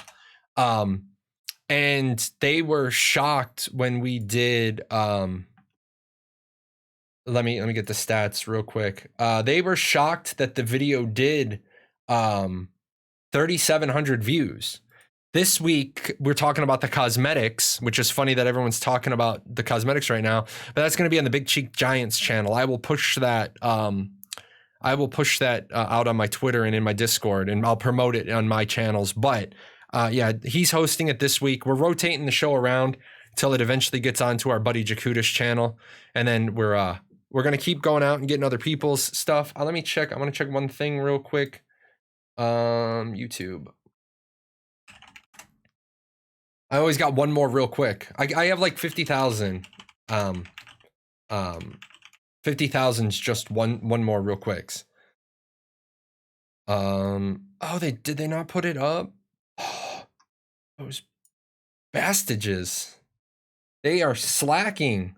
Somebody go yell at Chibi Bree and DJ Vertec. They haven't updated their YouTube in like 10 episodes. Anyway, I was on the Golden Feather last Friday. If you guys want to check that out, I'd probably, be cool if I got you the link, right? But yeah, I was on the Golden Feather podcast last week. You can see a little bit different side of me when I'm not doing the constant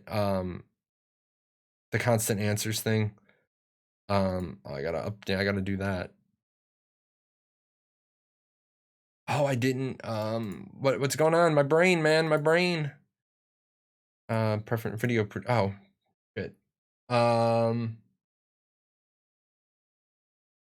Fear of missing out works too well on me and my wallet. Yeah. You guys know that I have a problem with that, but that's their business model, and I can't. They're not charging a box price, so I do get the. I have talked about the fear of missing out. I have talked about the fear of missing out mentality, that I don't like it, but it is what it is. The Golden Feather hasn't updated their YouTube, but this is the Golden Feather podcast I was on last week, so you guys can check that out. I'm going to answer these last couple of questions, and then if you've already asked the question, I will get it. Otherwise, I'm going to close up that real quick. Oh, I've been trying ESO for the last month and have noticed two things which really annoy me. The first one is participation rewards. I keep getting notifications for these daily rewards, which are simply free handouts. The other one is cash shop advertisements. Every time I log in, they throw up the screen notifications alerting me to these amazing deals. Do you know if this is the sort of thing Steven will include in his game? No, there won't be a daily login reward thing. I mean, that's the daily login reward thing is an incentive to get you to log in daily. The cash shop thing, I don't think they're going to promote the cash shop like that. I mean, but keep in mind, if they are promoting the cash shop, in game, they need to make money too. If they're not making money, you don't have a game. By the way, expect ESO and ESO and all those games to change. If you didn't know, Microsoft is buying Bethesda and ZeniMax, so that'll be that. The most important question: ham sandwiches or turkey sandwiches? I like to do the Memphian. I like to do roast beef, ham, and turkey all on the same sandwich from McAllister's. With that said, guys. With that said, it has been an amazing 4 hours and 9 minutes. I am trying to keep the streams to 4 hours, except when I don't. But this particular one, I got to go eat because my intermittent fasting window is actually closed. So I got to cheat and I got to eat into my window and then go late tomorrow. You guys are amazing. I'm not going to shill.